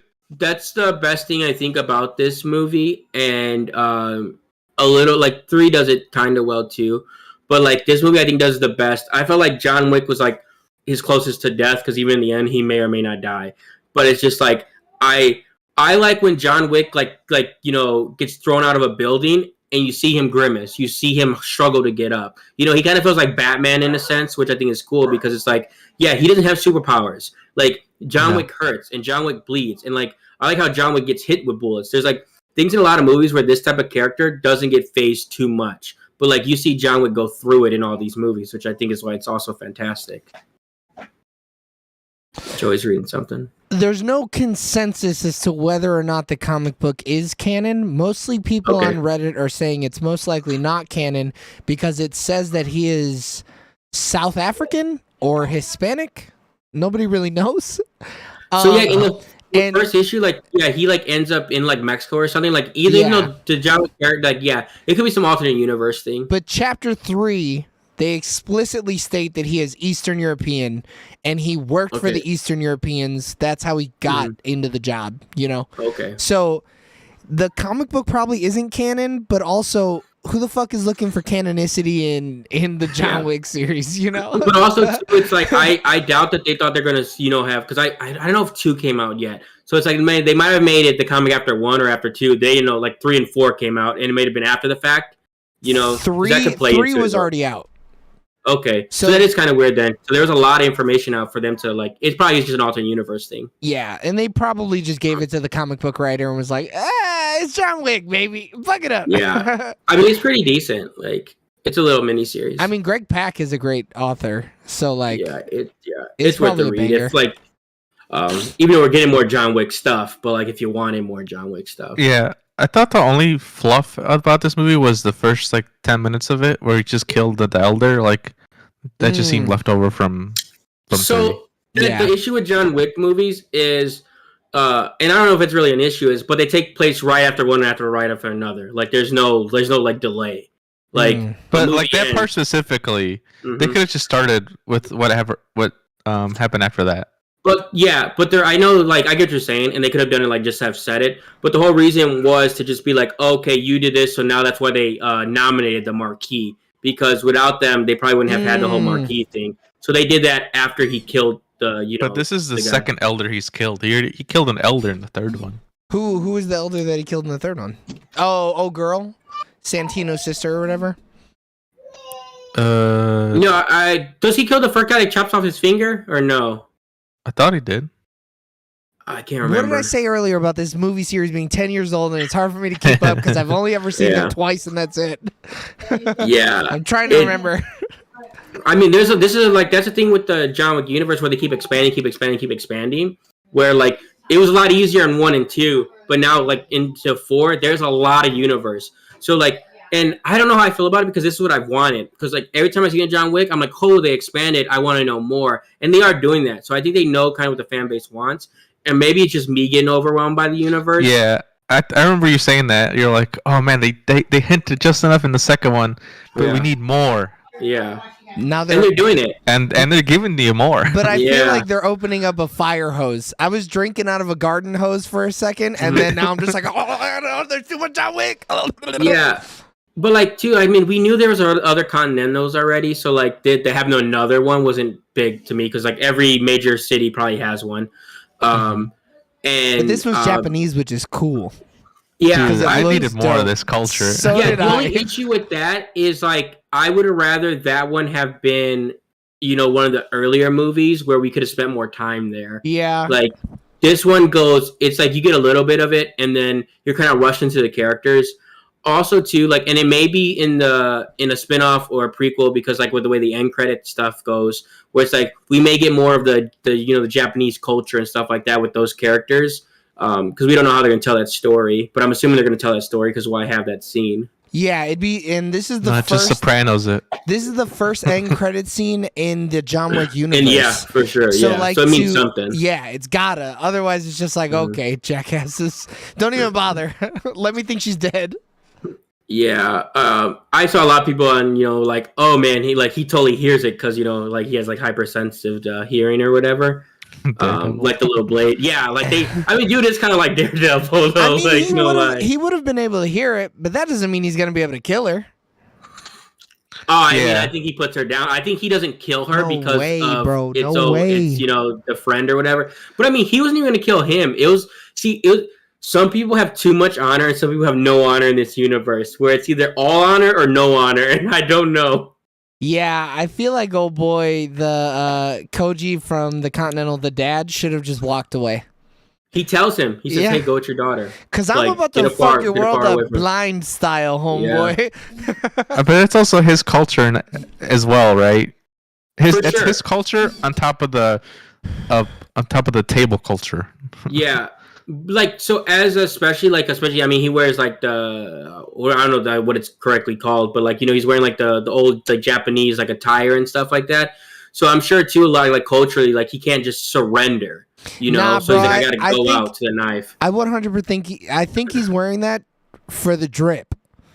I mean, it's drippy. I mean, you're not gonna fight in that. You're crazy as hell if you think he's fighting in that. So he didn't think nobody was gonna come to his place of work and shit on his chest. I mean, he would work everybody, but like, I mean, that's the thing. Like, there's levels to this. Like, he's an A tier fighter, but like, oh boy, but Donnie Yen's S+. Yeah, IP man S++, dude. Hitman 100%. Yeah, I mean, he fucking killed John Wick, dude. Like, blind. He fucking went toe-to-toe with John Wick blind in a pistol duel. Dude, this was the end of Dodgeball. Dude, it was crazy. Yeah, 100%. Imagine him with eyes. Yeah, him with eyes would have been ridiculous. If they didn't... Oh, my God. I can't even imagine. That's why he took his eyes. Well, no, because you figure it had to be something crazy because in the universe, we've only seen 2 people be able to technically step away. Like, so he couldn't have... You mean two people including Donnie Yen?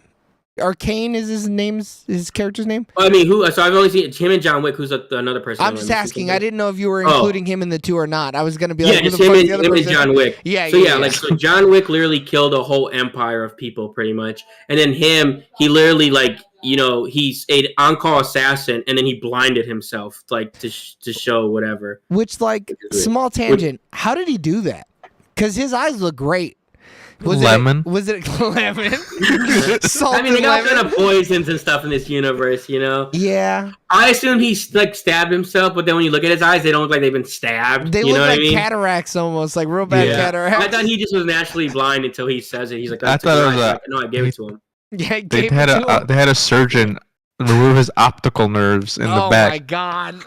They just snip the tube that sends the image. They could have. It's not like a lot like a vasectomy. We'll just put a new tube back there when we give it back to you. So, how did y'all feel about Scott Adkins as a fat guy in this movie? Pretty cool, right? Bro, that shit was tight. Major penguin vibes. Major what vibes? Bro, when he penguin vibes from Batman. Penguin vibes. Yeah, 100%. I just love it because, like, I love when people are just forces. He's like Kingpin, you know? Yeah. Like, he's just a force. Like, man put a whole fucking clip into old boy, and that was it. Yeah. And he was still like, I thought it was perfect that he was German. The whole character was hilarious, but that was fluff. Yeah. I think that was the fluff. Now that I think about it, nah, dude, I love that part. Don't say that's fluff. You love the fluff, though. Who said you can't love filler? Dude, I like filler arcs in anime sometimes. You know, but then, the anime. Animes. They fucked it up by CGIing his death. Looked like shit. Yeah, I thought it looked kind of crazy though, dude, when his neck is like squished. But no, the impact looked like shit though. Yeah.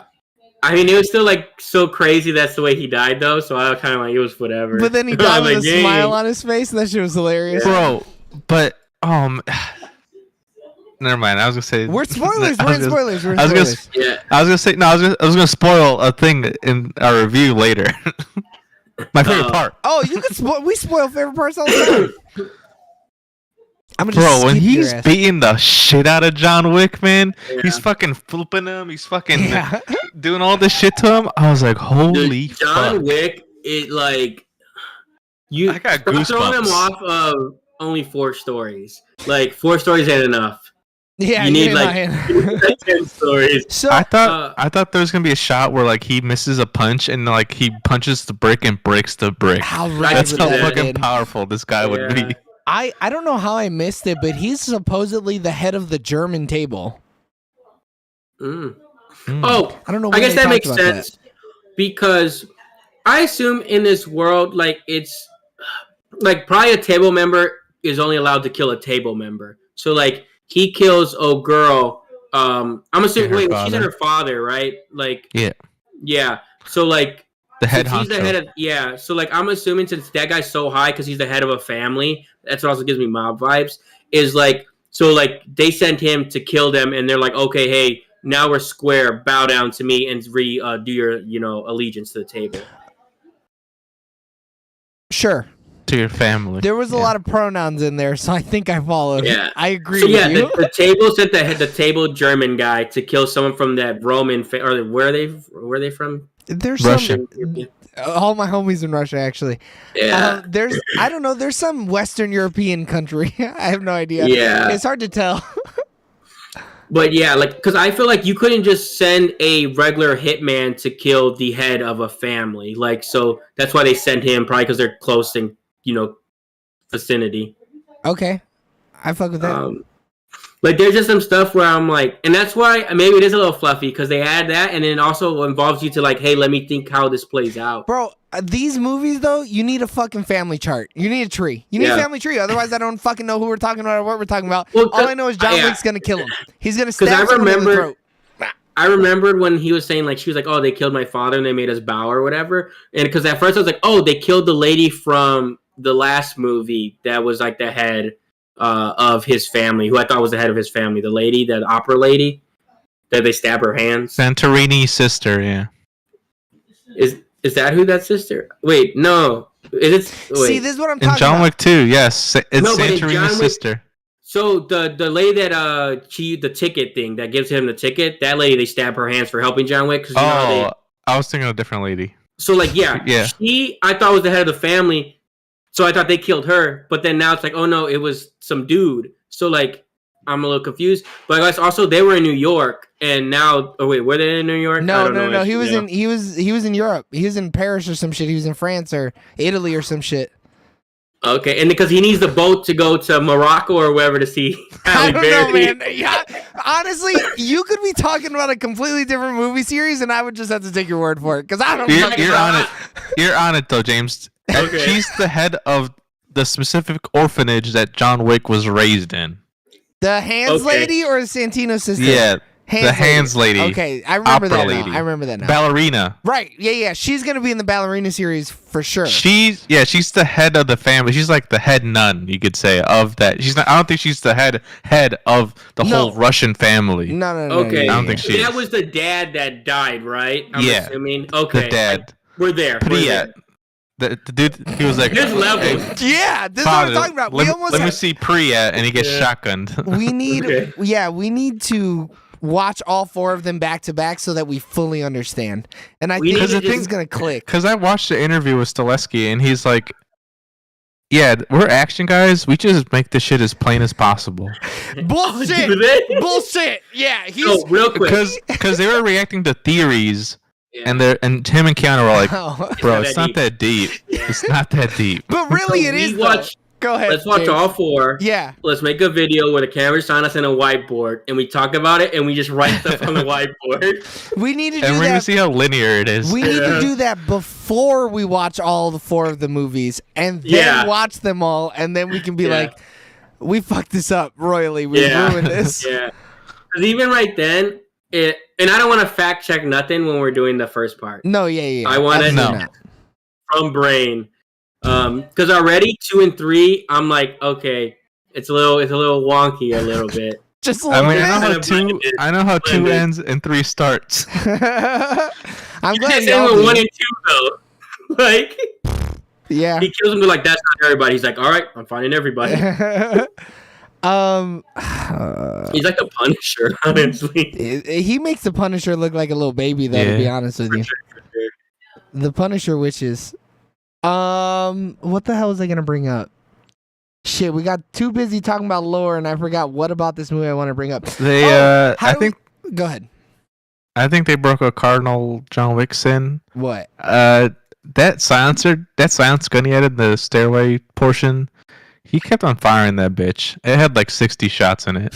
You didn't know because they cut away. You might not have seen him reloading. Yeah, we assume that he reloads in the cuts, but why not just show it? He at least reloads a couple times because different weapons. But like, this movie had the least amount of John Wick reloading. But also too, this is almost like the least amount of John Wick. There was a decent amount of movie where John Wick was really not. Dude, it was more like a Donnie Yen movie than it was a John Wick movie. For sure. Or it was Mr. Nobody and Kane. That's who were the stars of the show.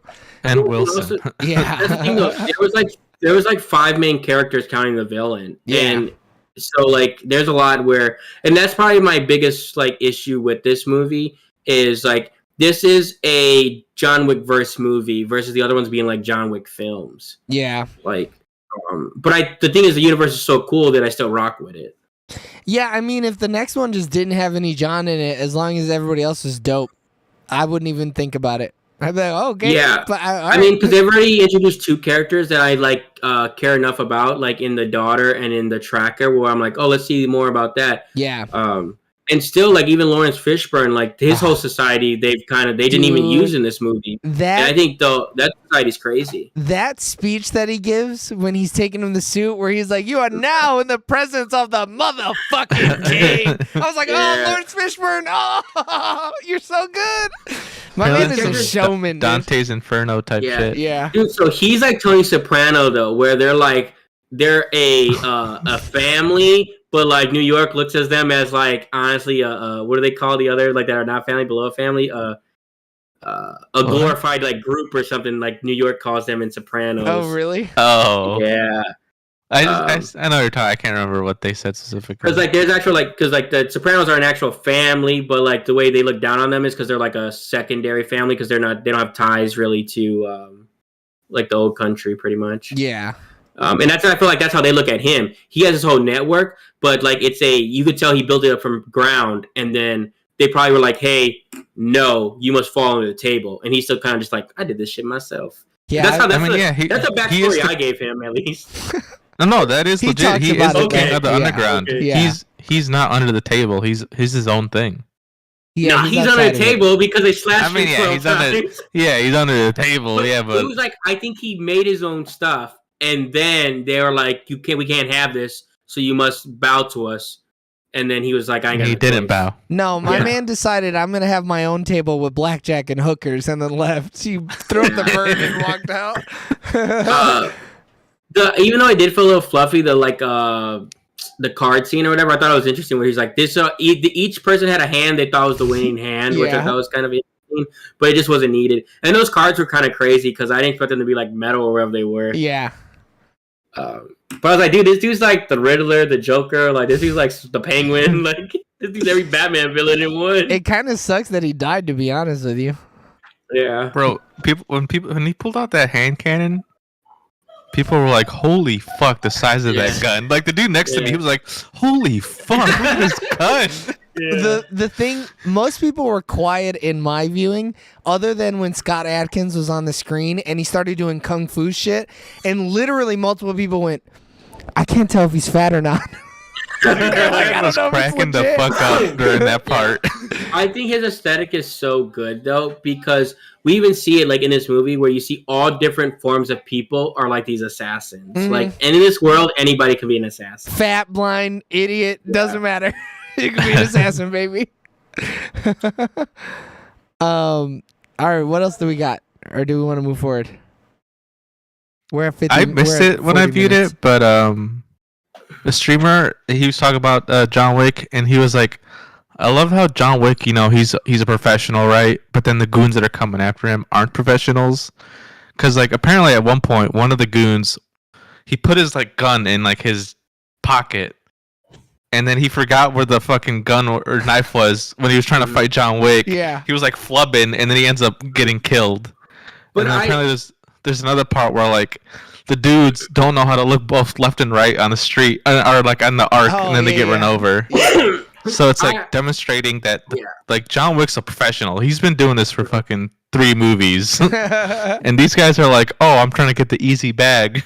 Yeah. Let's go kill John Wick. And I think you see that with like they're the level of like certain characters, because there are multiple of the like big hitmen that don't kill John Wick if it's not a fair fight. Like but you have all like these little like practically like the gang versions of like these hitman, and they're just trying to just go at him full force, full tilt. But like their inexperience is why they get got.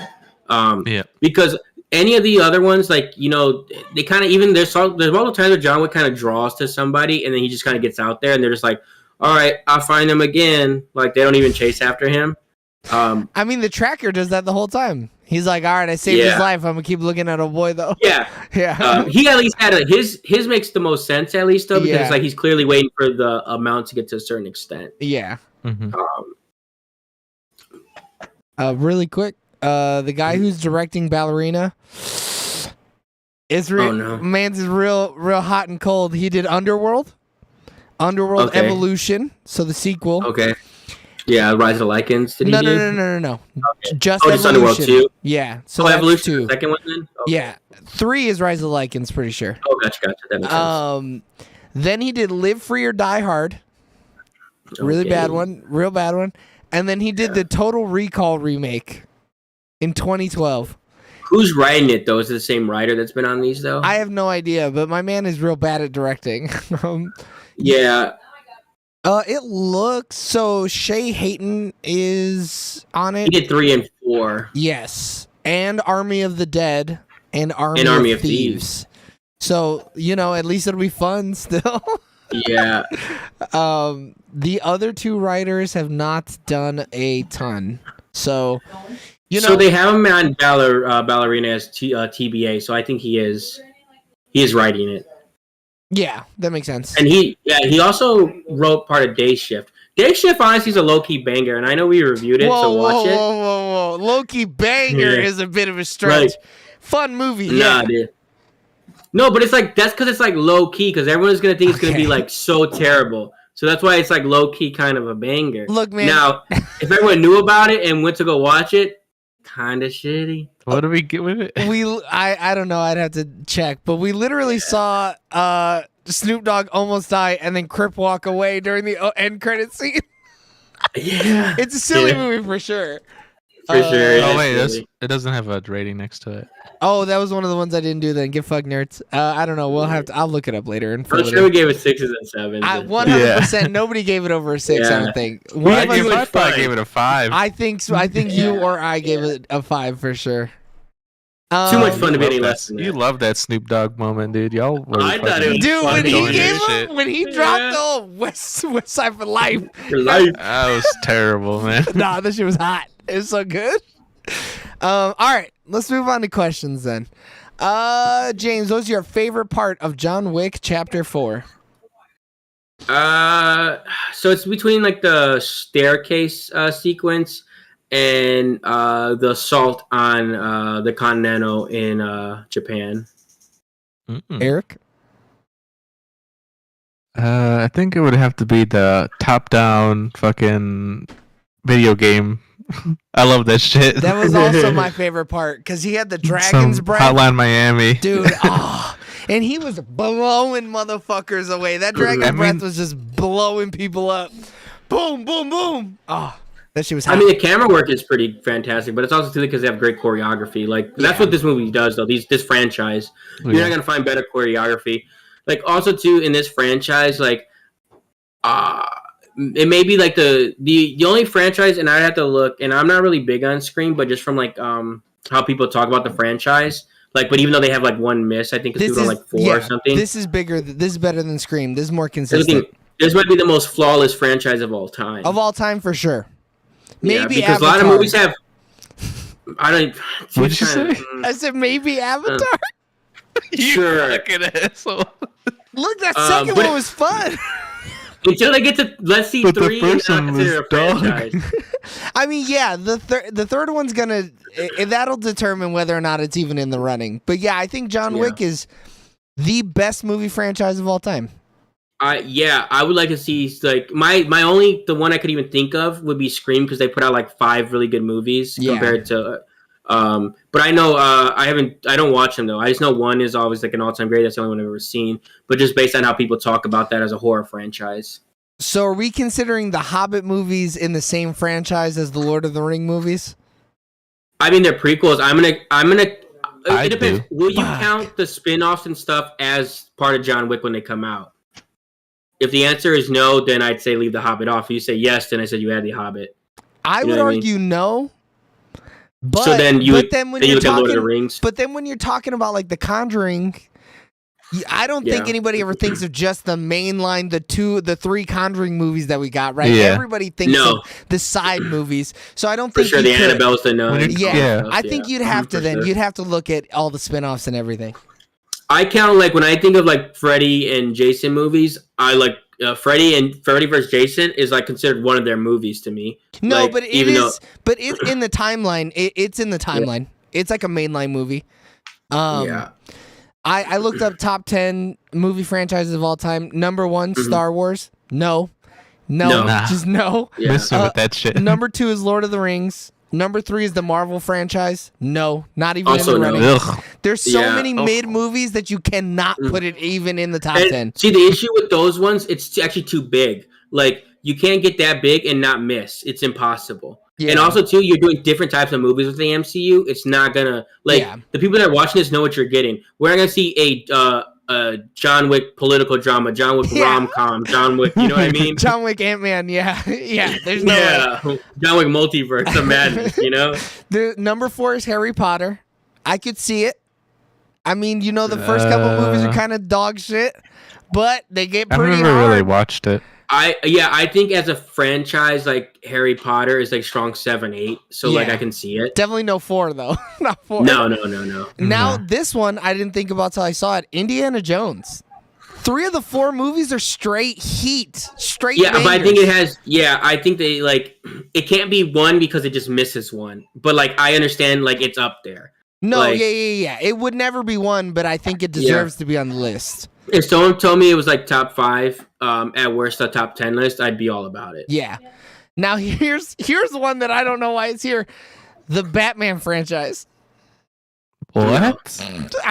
Because like you have to count That's like crazy. Batman and Robin Nolan? is so bad. It's so bad. I would give the issue is because I count them as like so the first 3 Batmans are one franchise, and I will count like the Batman Matt Reeves stuff a different franchise, and then the DCU stuff a different franchise, like because they're all like they're pretty different. But the first 3 ones have the same goddamn Alfred, and they're supposed to be the same person. Like No, so but, maybe it's the first 4. Batman and Robin has a different director though. Yeah, because they didn't want to be a part of it. Like, there's a difference. Like, it's not like I think we can all agree Batman doesn't deserve to be on the list. No. Though, for sure. No. James Bond. James Bond has too many misses too. Is the thing like they just have too many movies. Because Even the last, It's too large. Yeah. it is way too big to be fantastic the whole way through. I mean, even if you count the last James Bond, he doesn't have all. No, there's a couple. There's People don't like 2 Spectre, misses. Yeah. Yeah. There's 2 misses. Yeah, in yeah, this people 4 don't like series Spectre. There's some franchise. bangers. You know what though? Mission Impossible deserves some. I was about to say attention. Mission we're not Impossible. done If with the Mission list. Impossible, We're not done with the list. Well, that was Okay, only okay. 7. 8. Pirates of the Caribbean. I haven't seen them. I don't have a. not top 10. Get Not that even shit outta fucking here. close, bro. Not even close. Okay. 9 is also whack. Jurassic Park. No. Throw it in the trash. Throw the shit Yeah. right in the Damn. trash. Jurassic Park World have 2 good movies to me. Both ones are good. I don't like 2. I don't like 3. Jurassic World 2 and 3 are also trash. I think it's a whole series of mid. All of them are mid. None of them leave that B- territory for me. None of them. I really like 1 Jurassic Park and 1 Jurassic World. Now here's There- one that's a bit more. This makes sense. The Back to the Future series. For sure. Those 3 movies are straight fire. Straight holy fire. shit! Wait a minute. But they only stopped at 3. See, that's my thing. John Wick, because it has 4, I would give it the bump. But that's a strong contender. I Strong. could get the argument. Strong If someone contender. said it, I'm down. So I that was 10. So I'm gonna wrap no it. Fast Saga. I'm gonna rapid fire the next. So I'll rapid fire the next 11. We're not gonna say nothing. You guys can All right. react facially. You can make noises, but I'm not stopping to talk about them. Yeah. All right. Number 11, the Toy Story series. Number 12, the Dark Knight series. Number 13, the Godfather series. Number 14, the Terminator series. Number 15, the Alien series. Number 16, the Spider-Man series. I'm assuming they mean all 9 of them. Number 17, the Despicable Me series.